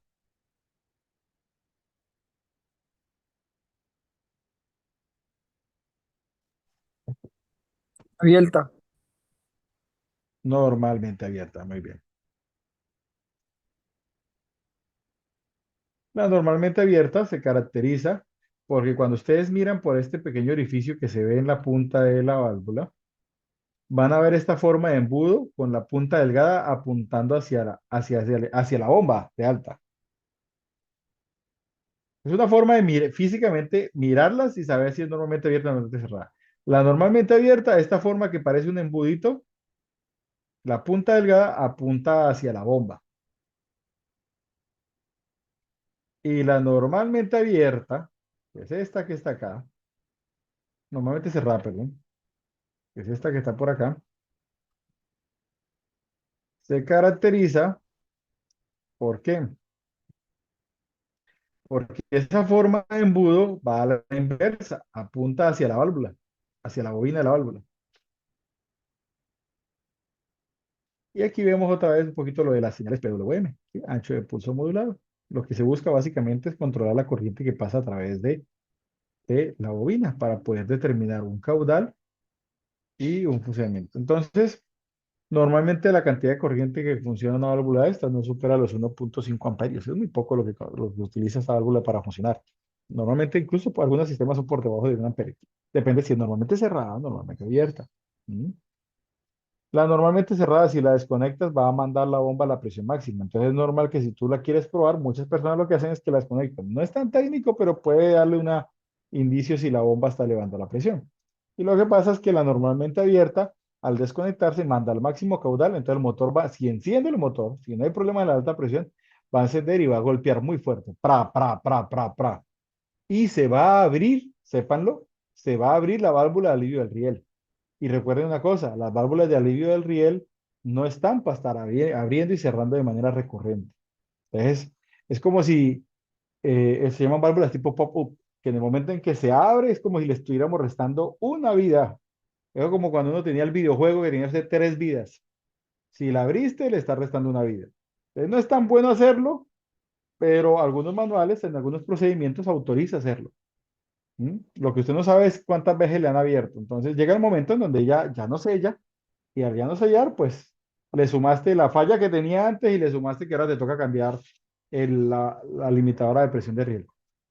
Y en algunos casos, ya hoy día se consigue todo, pero en otras épocas, les cuento, este limitador de presión venía con todo el riel. Tú no conseguías en el mercado el limitador solo. Entonces te tocaba irte de riel completo. Entonces, cuando se va a jugar con este sistema, hay que tener muchas precauciones al respecto. ¿Mm? Entonces ya sabemos, tenemos los dos tipos, cerradas y abiertas, y se utilizan señales PWM. Algo particular con denso, la señal PWM que maneja denso es control por positivo. ¿Listos? Es decir, que si yo tengo un osciloscopio y aquí tengo 0 voltios y aquí tengo 12 voltios o 24 voltios, si es un sistema industrial, en 0 voltios está off y en 12 o 24 voltios está on. Pero cuando hablemos de Bosch, lo más común es que sea a la inversa. ¿Listos? Para que lo tengan presente. Aquí es una vista. Esta es una vista de la parte del eje, la leva excéntrica y la leva lunar, los dos émbolos buzos y la bomba de transferencia de alimentación adhería al mismo eje. Y pues el funcionamiento es alternativo. Funciona un pistón y luego el otro. Nada del otro mundo. Estas son las salidas de alta presión. Hay una válvula de succión y una esfera con un muelle de retención para retener la presión en el circuito de alta presión. Y esa es un poco la vista global del circuito. Tenemos la succión porque tenemos bomba mecánica acá en la bomba de alta. La succión, filtro de combustible, entra hacia la bomba tiene un filtro. Mira este filtrico que está acá, vuelvo y lo menciono. Todas estas válvulas tienen un filtro tipo Peter que llaman, ¿sí? En la entrada. Y muchas veces es que se tapa con impurezas y falla la bomba. Y muchas veces los laboratorios tienen cómo cambiarla. Ya creo que hoy día sí se consigue, ¿sí? De hecho, creo que quitando con una llave Allen se puede acceder a ella. Y se retira y se puede sacar el filtrico. Esta es una de las fallas comunes de esta bomba. Y mucha gente cambió bombas por esto en unas épocas. Ya hoy día no. Ya la gente sabe que hay un filtro ahí antes de la bomba de transferencia. Y luego la bomba de transferencia, aparte de lubricar la leva y por acá por estos orificios que va acá, que lubrica el cuerpo interno de la bomba, ahí la mayoría del combustible se dirige a la SCB y la SCB deriva el combustible hacia el émbolo. Y una vez que sale del émbolo se dirige al riel común. Y de la misma manera tenemos el rebose de la combustión, es decir, el rebose, el que no limita la presión mínima del sistema para que se dirija el combustible hacia el retorno. Y el principio de funcionamiento es una bomba alternativa, primero a un pistón y luego al otro. Y luego viene la HP4, que es lo mismo, pero con un pistoncillo más o un embolobuso más, como lo quieren llevar, que está a 120 grados. A diferencia del otro, que era como pistones opuestos. Pero la bomba funciona exactamente igual, así que pues no me voy a desgastar acá explicando esto y podemos ganar tiempo para mirar los sistemas nuevos. Y aquí está lo que les había mencionado. Los rieles tenemos limitadores mecánicos de presión, el sensor de presión y los amortiguadores de flujo, que eran como unos limitadores de caudal cada vez que abría el inyector. Y en algunas generaciones tuvimos la válvula de descarga de presión, que el funcionamiento de esta válvula es idéntica a la del inyector. O sea, el EDU, de hecho, el Electronic Drive Unit, que era el que comandaba los inyectores, era también aperturado como un inyector para poder liberar la presión del riel. Y aún así también tenía limitador de presión. Lo que pasa es que el limitador de presión es un sistema de protección para cuando la presión pasa de cierto rango. Y en este caso, la válvula de descarga estaba en funcionamiento continuo en ciertas condiciones operativas del motor. Limitador de presión. Este es el limitador de presión en el riel, que ya lo hemos mencionado. ¿Sí? ¿Cómo, señores, creen ustedes que es capaz de este elemento soportar 2000 bar? ¿Qué lo hace especial? ¿Será la dureza del muelle, el tamaño del muelle? ¿O qué creen? ¿Por En- qué eso tan sencillo? Entiendo yo que sería la presión del muelle, porque si el muelle estuviera débil, no podría sostener la presión. Naturalmente el muelle es clave, pero realmente la clave no está ahí. ¿Quién me la dice? Hay un elemento que está mostrado amplificado y ahí está la clave. La restricción del flujo, del hueco, el, el pasaje. Muy bien, así es. Recordemos que ya lo mencioné cuando hablábamos de riel.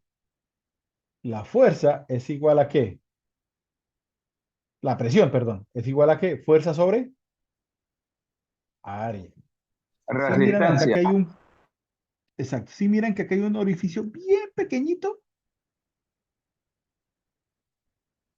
si lo ven que está bien chiquitico, y luego viene como una esferita en la punta de este asiento y ahí sí viene el muelle. Claro, el muelle debe ser muy fuerte, pero quien garantiza que esto puede aguantar la presión es ese pequeño paso calibrado.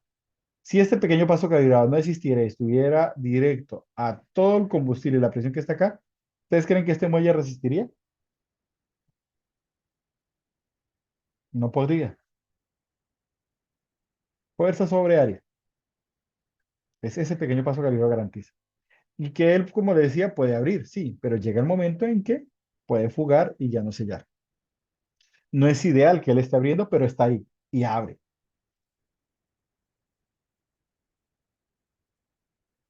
Los sensores de presión, que es otro componente que está en el riel, utilizan el principio piezo-resistivo para poder determinar la presión reinante en el sistema de alta presión. Existen pues, sensores simples y sensores dobles.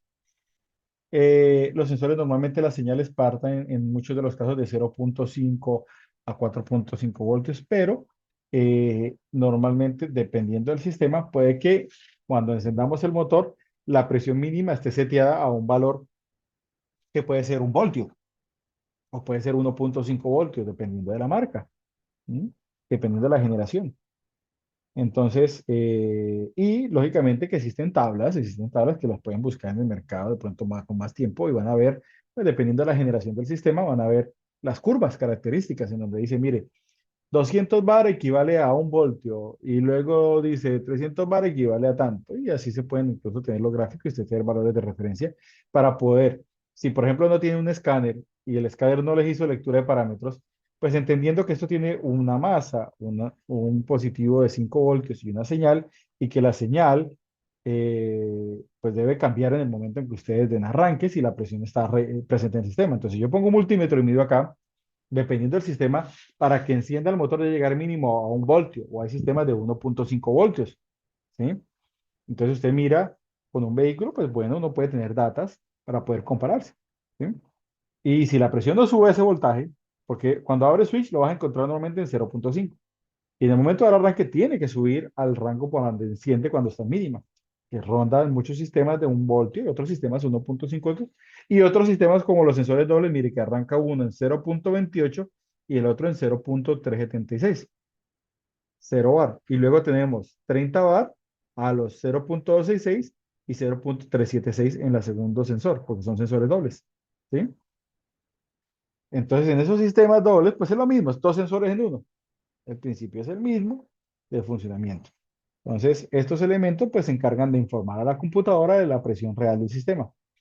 Por ahí es muy importante, señores, por experiencia les digo, que las masas de las computadoras se encuentren muy bien. A veces las masas de las EQs no se encuentran en buen estado y entonces es muy normal que ustedes se encuentren al abrir el switch, que sería, por ejemplo, en este ejercicio. Si aquí dice que 0 bar son, debe aparecer 0,170 y 0 bar debe ser 0,280. Ustedes de pronto se encuentren con que 0 bar en este sensor no es 0.170, sino 0.25. Y eso ya es anómalo, es anormal. Y eso a veces pasa porque las masas que están aisladas, que están haciendo mal contacto, pues hacen que los voltajes también se alteren en las lecturas de los sensores. Y eso genera que, por ejemplo, la computadora te esté diciendo alta presión. Y resulta que no hay alta presión, solo que es que el sensor, la masa de la computadora está mal y hace algo que se llama un efecto de dos resistencias en serie, hace una caída de tensión en una masa y por ende pues se manifiesta con elevaciones de tensión en la lectura de los sensores y pues la locura, ¿no? Entonces tengan presente eso, muy importante eso. ¿Por qué sensores dobles? Porque la lectura de la presión es muy sensible. Entonces, por tema de emisiones, hubo unas generaciones donde teníamos sensores dobles. ¿Mm? Y ya vamos a ver que esto también cambió para el último sistema de denso.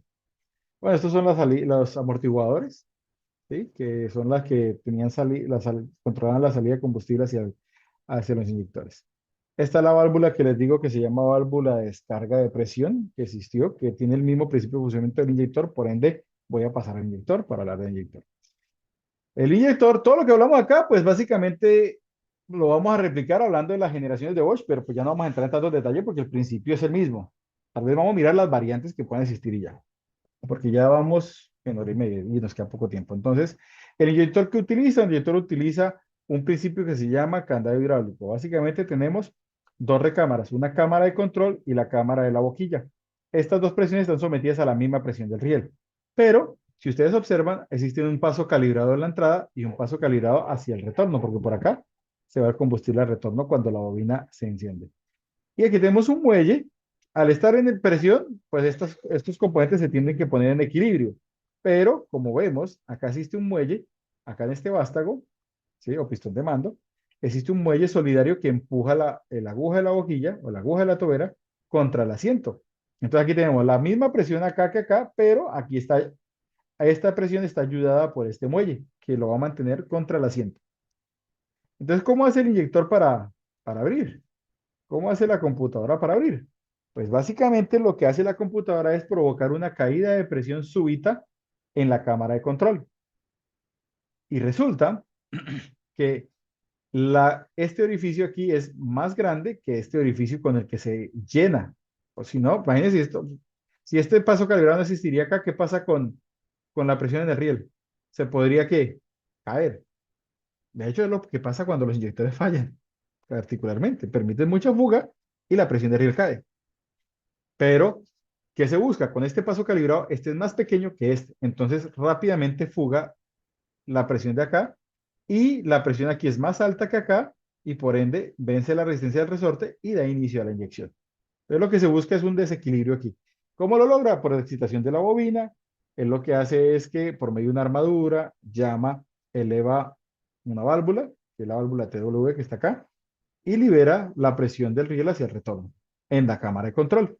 Desequilibra estas dos presiones y por ende vence la resistencia del muelle y da inicio a la inyección. Todos funcionan bajo el mismo principio en riel común para abrir el inyector. Aquí tenemos los inyectores, no voy a entrar en más detalles. Aquí el tema de la cantidad de ciclos que pueden hacer. Y aquí están un poco los ciclos, miren. Presiones en equilibrio, los pasos calibrados, paso calibrado, la esfera o la media esfera, dependiendo. En denso es muy media esfera, es media esfera. En Bosch es una esfera completa. Y cuando aquí se energiza, se levanta, se provoca la pérdida de la presión de la cámara de control y la presión aquí vence el resorte y da inicio a la inyección. Y para cerrar, se desenergiza, vuelve y sella acá, se llena la cámara de control, las presiones entran en equilibrio y con ayuda del muelle, pues cierra contra el asiento. Fin de la inyección. Y esto se puede repetir cientos de veces. La lectura de las señales, pues tenemos aquí dos ejemplos. Tenemos la corriente. Existe la corriente de llamado para que abra el inyector y luego la corriente de mantenimiento. Y el control del voltaje es muy similar. Existe un voltaje de llamado, un voltaje de mantenimiento y luego viene el cierre del inyector. Por eso aquí vemos la corriente. Pico de corriente de llamado es para que abra. Luego de mantenimiento y luego cierra. Por ejemplo, si analizamos acá, el pico de voltaje de llamado, aquí este es de 50 voltios por este, más o menos estamos hablando de 50, 100, 120.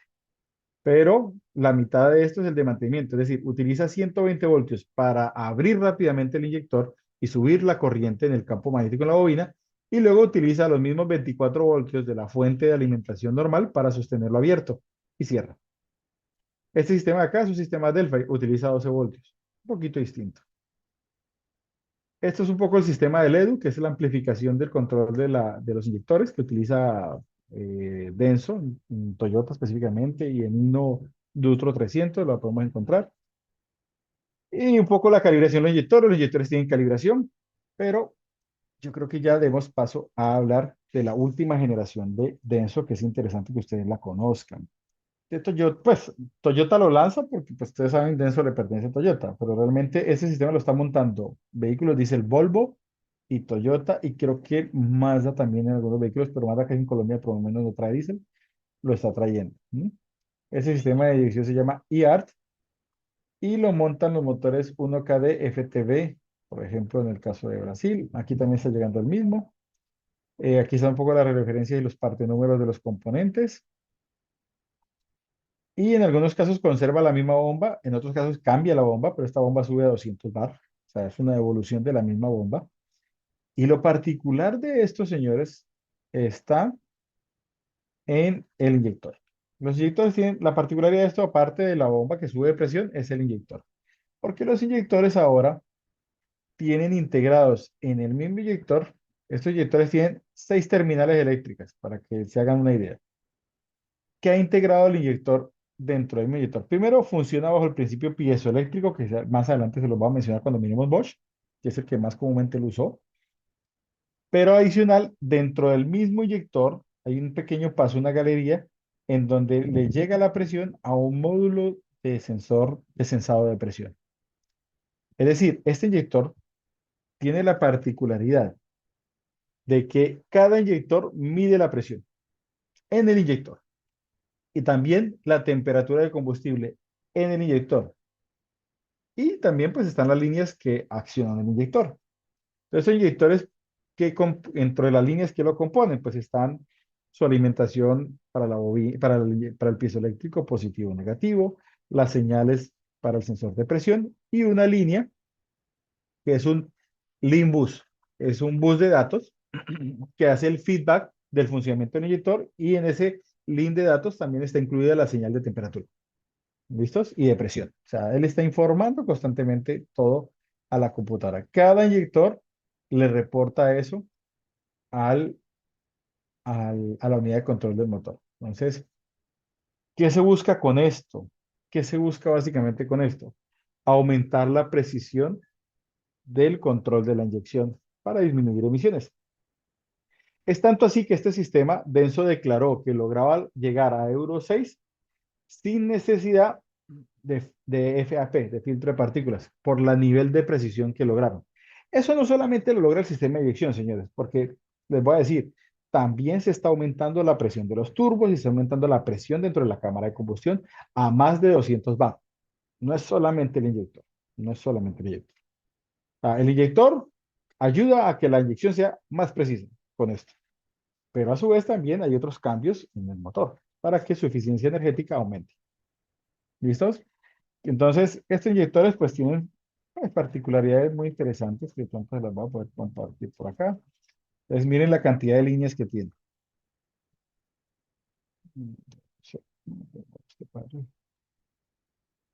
Entonces, aquí tenemos un negativo, un positivo 5 voltios, una señal de activación que va hasta los 137.6 voltios, una señal de presión, ¿sí? Que cuando está desligado está en 3.7, cuando está ligado, o sea, encendido el motor está en 1 voltio, una señal LIN y una señal de activación a 0 voltios, que es para descargar el piezo eléctrico. ¿Mm? Aquí tenemos las líneas. ¿Mm? Y aquí un poquito de la señal de tensión del sensor. Si medimos el sensor, si está en 3,015 bar, 1 voltio, 1.6 bar, 400 bar, 2.5 voltios son 1000 bar, 3.7 1800 bar y 4 voltios 2000 bar. Entonces hay información interesante. Aquí un poco la arquitectura de la conexión a la computadora. Y bueno, otras informaciones aquí adicionales que pueden mirar en los diferentes tipos de funcionamiento. Entonces, novedad en este inyector, lo que estamos hablando. ¿Qué cambió? Pues que se aumentó la presión en la bomba y El inyector ahora tiene 6 terminales y de esas 6 terminales tenemos es piezoeléctrico, tenemos un limbus y tenemos un sensor de presión integrado y temperatura. Profesor, disculpe una pregunta. ¿Cuánto es el Dime. máximo de PCI de esos inyectores? No te escucho. ¿Me repites, por favor, un poquito más fuerte? Ok, ¿cuánto es el máximo que ese inyector de PCI o presión, verdad, de libra Ah, en PCI. alcanza? Ellos declaran 2000 bar en funcionamiento, pero si ustedes se dan cuenta que él habla aquí incluso 2000 bar. 2000 bar en PCI, más o menos, o 14.5. Estamos hablando como de 35.000 PCI, más o menos. 2000 bar o 30.000 treinta PCI. y cinco mil libras. No, espera un momentico, por 14.5, ya te lo doy preciso. No, 29.000. Pero sepan que el 29 sistema mil, libras. 29, perdón, 29 mil libras de presión activo. Así es, así es. Y hay So, sistemas de el que dos no mil tiene, quinientos bar y 2.700 bar, que equivalen, mire, los sí, sistemas de 2700, eso es dos mil setecientos bar, como los Kia que son como 2000, los Nissan que son GDI, que es inyección directa. Y eso levanta sí, 29 mil libras de presión. sí. Y El te que no digo que tiene hay sistemas de conocimiento 39.000 libras, y el que para no que tiene tengan conocimiento puede tener un buen un accidente. accidente. Así es, Ok, gracias. así es tal cual. De hecho, creo que hice énfasis cuando más antes les decía, no hay que abrir estos sistemas. Bueno, yo creo que aquí podemos cerrar un poco el tema de denso. Vamos a mirar algunas cositas de Bosch. Aquí, por ejemplo, tenemos un sistema Bosch con inyector piezoeléctrico, bomba de transferencia eléctrica, bomba CP4 y eso. En Bosch, pues, hemos tenido diferentes generaciones. Tenemos el filtro, tenemos bomba de transferencia en el depósito, tenemos un sensor de temperatura en la línea y tenemos una bomba de alta presión con regulador de caudal, un riel común con sensor de presión y regulador de presión. Aquí tenemos el sistema doble. Este es el sistema de cuarta generación de Bosch. ¿Mm? De hecho, esta bomba se llama CP4. Y los inyectores piezoeléctricos tienen un regulador o un paso calibrado para el retorno de los inyectores, para que tengan una idea o particularidades. Vamos a ver algunos componentes rápidamente. La bomba de transferencia, un poco la alimentación de la bomba de transferencia, el tema de las micras, lo que ya habíamos mencionado. Está la bomba de alta presión. En el caso de la CP4 hay de 2 pistones y de un pistón, con regulador de caudal y con una válvula de rebose mecánica, miren, con muelles y todo. ¿Sí? Y la bomba de transferencia es eléctrica en el depósito. Este sistema trabaja 4 bar, la transferencia. Y la línea de alta presión, 2000 bar. Y hay una nueva versión que van a lanzar que tiene más presión, 2500. Aquí están como los componentes. La arquitectura, como les dije, es una arquitectura doble. Esto es un sistema doble que se los quería mostrar en el caso de Bosch, porque las demás generaciones anteriores eran simples. Aquí está la válvula de rebose, viéndola mecánicamente, la leva, el émbolo uso. No cambia, es el mismo principio. El mismo principio. Una válvula de roce con combustible que tuvo agua contaminada, se bloqueó, se frenó la bomba de alta, se reventó la correa de distribución, se doblaron válvulas y tocó bajar culata, reparación larga. Bueno, voy a salirme un poco aquí y esto es lo que es el sistema de Bosch de tercera generación. Me voy a concentrar en mostrarles, este es el regulador de presión normalmente abierto. Lo mismo, el principio, un paso calibrado muy fino y control por PWM por negativo. Y esta es la rampa de funcionamiento de las dos válvulas. En esta condición de volumen inyectado y RPM de motor trabajan ambas válvulas. Aquí pone a trabajar solamente la dosificadora de caudal. Y aquí en arranques y altas presiones y bajas RPMs trabaja solamente la reguladora de presión. Un poco el principio de funcionamiento. Y tenemos el inyector piezoeléctrico. El piezoeléctrico tiene una particularidad. El principio del candado hidráulico es exactamente igual. Este es el piezoeléctrico. El mecánico de bobina es igual en ambos casos. Y este es el piezoeléctrico. ¿Cuál es el principio de función del piezoeléctrico? Pues básicamente que si se energiza esta estructura piezoeléctrica, él cambia su forma, su tamaño, se expande, por decirlo de esa manera. Y son cientos de placas unidas. Ahora, ¿cómo hacen para que toda esa cantidad de placas unidas puedan mover esa válvula que está acá. Utiliza un sistema de amplificador, que son este juego de émbolos, uno más grande que el otro hasta que llega al más pequeño. Y estos émbolos se purgan, existe una herramienta para cargarlos, o sea, esto tiene una purga para poder purgar. En una época estos inyectores, si por alguna razón se descargaban porque les desconectaban el retorno o algo, como hacían con los de bobina, si se descargaba, muchas veces dejaban de funcionar y no se podía poner a funcionar.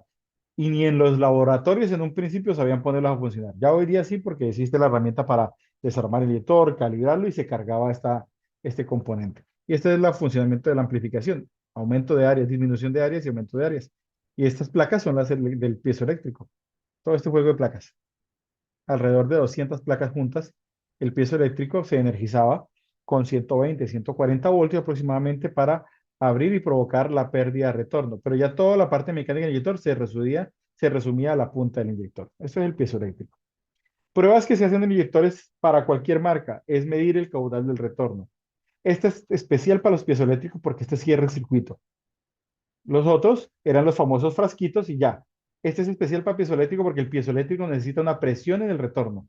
Este elemento se interponía y permitía hacer esa prueba porque medía caudal, con unas esferas y unos caudalímetros. Estas herramientas son muy poco frecuentes, muy pocas personas la tienen. La conozco solo en Europa, pero pues bueno, existe y se puede utilizar para los piezoeléctricos, así como existen los reguladores de caudal. Los sistemas riel común tienen algo que no les he mencionado respecto al inyector, es la codificación del inyector. Los inyectores tienen codificación. Esa codificación le indica a la computadora cómo trabaja el sistema de inyección de manera apropiada. Es decir, esta es una calibración en banco en donde ponen bajo diferentes caudales y presiones al inyector y generan un código para determinar la entrega. La computadora se le memoriza ese código y con eso la computadora hace los ajustes para equivaler o equiparar los cilindros, por decirlo de esa manera. Darle equilibrio a los inyectores porque por más que sean fabricados todos en la misma línea, no son perfectamente iguales. Entonces, todos los inyectores hoy por hoy tienen código de calibración que se llama IMA, ISA, QR en el caso de Denso, C2, C3, creo que se llama en el caso de Delphi. Bueno, cada marca le asigna su nombre. Sistemas industriales en Bosch existieron la bomba CP2, fue muy común en su generación. Lo tenía más que todo camiones europeos. En este caso, por ejemplo, es un motor Renault, era la CP2. Era una bomba, el principio es el mismo. En este caso era así, era con regulador de presión, no de caudal. Esta era como, pero no voy a seguir avanzando en esta bomba para que miremos las últimas generaciones. Pero al principio era el mismo. Por aquí podemos ver, por ejemplo, la CP1 que yo se las mencioné, que era con regulador de caudal. Bueno, vamos a mirar la siguiente página mejor. Ya está todo el sistema montado. Esta era la bomba CP1, tenía regulador de presión normalmente cerrado que garantizaba con el muelle 100 bar y un pistón, un sistema de desconexión de un pistón, porque este era de 3 pistones. Y este era el regulador de presión, que era normalmente cerrado. Eso era la CP1. Y este era el regulador. Mire que es diferente al que les mostré hace un momento de la generación 4 de Bosch, que era normalmente abierto. Este tenía el muelle acá y era normalmente cerrado. Las nuevas generaciones se lo utilizan normalmente abierto. Luego vino la bomba CP3, muy común, usada en vehículos ligeros y hasta vehículos industriales pesados con motores de 13, 14, 15 litros, que se hicieron la CP3H Plus, y esa es una bomba rotativa de pistones radiales con regulador de caudal, en pequeños y pesados. Eso lo van a encontrar en muchos vehículos. Y bueno, hablemos de la nueva generación. Me voy a salir un momento aquí y hablemos de lo último de Bosch, que se está viendo en vehículos industriales. En vehículos ligeros está la CP4, va a salir una nueva generación, pero en vehículos industriales está como la evolución más reciente del caso de Bosch. En un segundo les voy a mostrar el sistema de Bosch. Está aquí. Y es el sistema CRIN. Los sistemas en Bosch se llaman CRI o CRIN, dependiendo de la generación. Compartir pantalla. En un segundo. Dependiendo de la aplicación. Existe los sistemas CRI y CRIN de Common Rail Injection. Entonces en Bosch lo llaman, perdón que está leyendo un comunicado que me están dando para el interno. Common Rail Injection. En Bosch, los livianos, todos los sistemas de vehículos livianos y ligeros solo tienen la sigla CRI en sus nomenclaturas. Pero en pesados se le agrega la N. Recuerden que Bosch es alemán. Y en alemán, vehículo comercial es una palabra por N. No la recuerdo en este momento bien, pero es una palabra por N. Entonces, para que vean este sistema de inyección, tiene una particularidad, que trabaja entre 1200 y 1700 bar de presión, para que se hagan una idea. Este inyector es con doble bobina y es un inyector, podríamos decir que es un inyector bomba a la vez. Básicamente, imaginen, si conocen el sistema HEWI, o HEWI que llaman, de Caterpillar, es lo mismo, pero con el mismo combustible. En el Caterpillar se utiliza aceite para amplificar la presión de inyección. Aquí se utiliza el mismo combustible para amplificar la presión de inyección. Y lo particular de este sistema, pues es lo que van a ver acá. Tenemos una bobina, dos bobinas. Aquí funciona como cualquier inyector, pero aquí hay un elemento que se llama amplificador. ¿Qué quiere decir eso? Que esta área aquí es mayor que esta área. Entonces, cuando el sistema quiere aumentar la presión, lo que hace es que abre esta bobina para que aquí caiga la presión y este señor, para que aquí caiga la presión y este señor aquí de la presión del riel empuje esto hacia abajo y empuje el combustible acá que está comunicado con esta presión de acá y amplifique la presión. Y este sistema, como les mostré, puede llegar a 2700 bar. Entonces, aquí está sin amplificación y aquí ya está amplificado. Él empieza a empujar para abajo con la misma presión del riel y amplifica la presión del combustible que quedó aquí capturado en esta área. Y cuando no se requiere amplificación, sencillamente este abre e inyecta con la presión del riel. Normalmente, ¿qué se hizo con esto? De alguna manera se modificó y se le alivió el trabajo a la bomba para subir de presión. Ya estas bombas normalmente las vas a ver en 500 bar y creo que pueden subir a 1000 bar, 1200 bar. La bomba por sí sola. No pasa de ahí, o sea que trabaja a menos presión. ¿Y quién hace el efecto de elevación de presión? Lo hace el inyector. El inyector hace el proceso de amplificación de presión. Y lo curioso de esto es que el inyector puede hacer tres tipos de perfiles de inyección. Está este perfil que ustedes ven aquí, inyecta así. Este perfil donde inyecta así, como este cuadrado, como este trapecio, es cuando se activa a la vez al tiempo ambas bobinas, amplificación y boquilla de inyector. Tenemos esta forma que es, arranca solamente a abrir el inyector, o sea, abre primero la boquilla, la parte, la bobina de abajo, y luego por aquí empieza a abrir, a activar la bobina de amplificación. Y entonces tiene esta forma aquí con una rampa un poco menos pronunciada. Y para otras condiciones de trabajo, abre el inyector, la boquilla del inyector, y la presión sube, llega al tope máximo, que es lo que está mandando la bomba, y luego activa la otra bobina y amplía la presión. Entonces, estos perfiles de inyección ayudan pues a aumentar la presión de funcionamiento y a poder darle diferentes características al funcionamiento del inyector y controlar las emisiones. Entonces, un funcionamiento interesante, la presión sube muchísimo. Esta es la bomba. ¿Mm? Ellos dicen que la bomba soporta 2200 bar máximo, pero en el funcionamiento real nunca las he visto pasar de 1200. Se llama la CPN5. ¿Quién está montando este sistema de inyección? Vehículos industriales como el Detroit Diesel TD13, que es el mismo motor OM471 de Mercedes-Benz. ¿Mm? Que es este que está por aquí. Es OM471. Boquilla inyector, bobina de boquilla inyector y amplificador de presión y bobina de amplificación de presión. Esto es el manual del motor OM, que es el motor Mercedes y por ende, pues, el motor Detroit hoy día es un OM también. Solo que pues con una nomenclatura para el mercado americano distinto, pero el inyector es exactamente igual. ¿Mm? Y las rampas de inyección, pues aquí están especificadas. Aquí está inyectando solamente con amplificación. Las rampas que les acabo de mencionar del principio de funcionamiento. Bueno, aquí ya para abajo el manual empieza a hablar de otros componentes. Esa es la nueva generación. Ahora hablemos de emisiones, ya como para ir cerrando. Eso es lo nuevo en Bosch. Lo nuevo en Bosch está más en vehículos industriales. En livianos también, porque la CP4 la evolucionaron. Pero en inyector no hay nada especial, solo que la bomba aguanta más presión. Pero en pesado sí es muy particular. O sea, ya es un inyector de doble bobina, no cualquier banco de laboratorio lo puede probar, pero ya sé que hay un proceso de reparación. Ya Bosch lo vende con un proceso de reparación, pero no todos los componentes seguramente están liberados al mercado. Y mucho menos pues a componentes equivalentes fuera de laboratorios oficiales. ¿Mm? Bueno, señores, hablemos un poco de emisiones. Voy a volver aquí a esta presentación de aquí. Voy a dejar de compartir. Es un sistema de postratamiento de gases de escape. Lamentablemente, lamentablemente, por más de que estamos subiendo las presiones a presiones tan elevadas que pues, el compañero se asombra de pensar de 30.000 PSI para arriba, y hay más para arriba, llegan cercano a los 40.000 PSI los sistemas modernos. Aún así, los sistemas no logran superar ciertos niveles de emisiones por sí solos y requieren de un sistema de posttratamiento en el escape. Por eso hoy día la complejidad de un vehículo diésel es superior.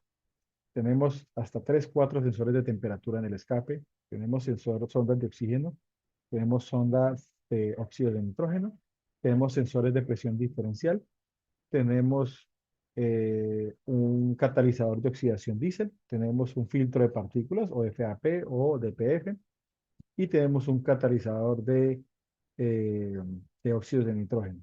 Aparte el sistema de urea, inyección de urea, que pronto para algunos sí puede llegar a ser familiar, dependiendo del nivel de emisiones en su país, como para otros no. Todos estos sistemas, pues básicamente lo que hacen es como la última barrera ante el medio ambiente para poder retener las partículas, y eso pues requiere de que trabaje. Pero por sí solos, es que lo interesante o relevante a mencionar con el sistema riel común, que muchas veces, si nuestras calibraciones y reparaciones de los inyectores no son adecuadas, si es que somos un laboratorio, o si es que somos un taller y pensamos de que es normal que un inyector entregue más, si la combustión no es adecuada, si el combustible no es adecuado, va a generar mayor partículas en el escape y el motor se va a regular porque está monitoreado. Y el filtro de partículas se va a saturar de manera prematura porque no está funcionando bien correctamente el sistema de inyección. Entonces, es muy importante que cuando hagamos reparaciones, las sepamos hacer, las sepamos ejecutar y seamos conscientes de que desde el combustible en adelante es importante. Tú no puedes tener un motor Euro 5, Euro 6 trabajando con combustibles con índice de cetano por debajo de 50. El índice de cetano ideal para un motor Euro 5, Euro 6 a partir de 52, 53. ¿Por qué? Porque a mayor índice de cetano, menor es el punto de inflamabilidad o autoignición del combustible. ¿Qué quiere decir eso? Que se quema más fácil. Entonces, si nuestros países no manejan un combustible bueno, pues definitivamente vamos a tener una cantidad de problemas increíbles con el sistema de escape.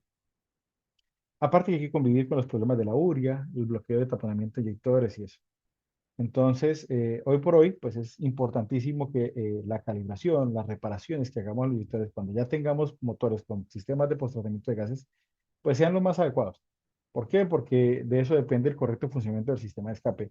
Y sepamos que todos estos componentes, como el catalizador de oxidación, el filtro de partículas, el catalizador de óxido de nitrógeno, son hechos con materiales preciosos, ¿no? Con recubrimiento de materiales preciosos y que cuestan mucho dinero. Entonces, sí debemos cuidar el ambiente, pero tampoco seamos tan partidarios de hacer eliminación de sistemas, porque pues, todo lo que contaminemos pues, va a perjudicar de alguna manera el ambiente y va a impactar. Entonces, yo creo que, señores, completamos las 2 horas de charla que queríamos hacer. Les agradezco a todos por su participación. No sé si tengan, si quieren dejamos como unos minutos o si gustan, pueden dejar en el chat sus preguntas, sus comentarios y con más calma los contestamos. Pues es un tema muy extenso que seguramente habrán otras oportunidades de coger cada sistema y mirar al detalle, pero pues espero que la charla haya sido pues interesante y útil para ustedes, para sus talleres, para sus trabajos, para sus estudios.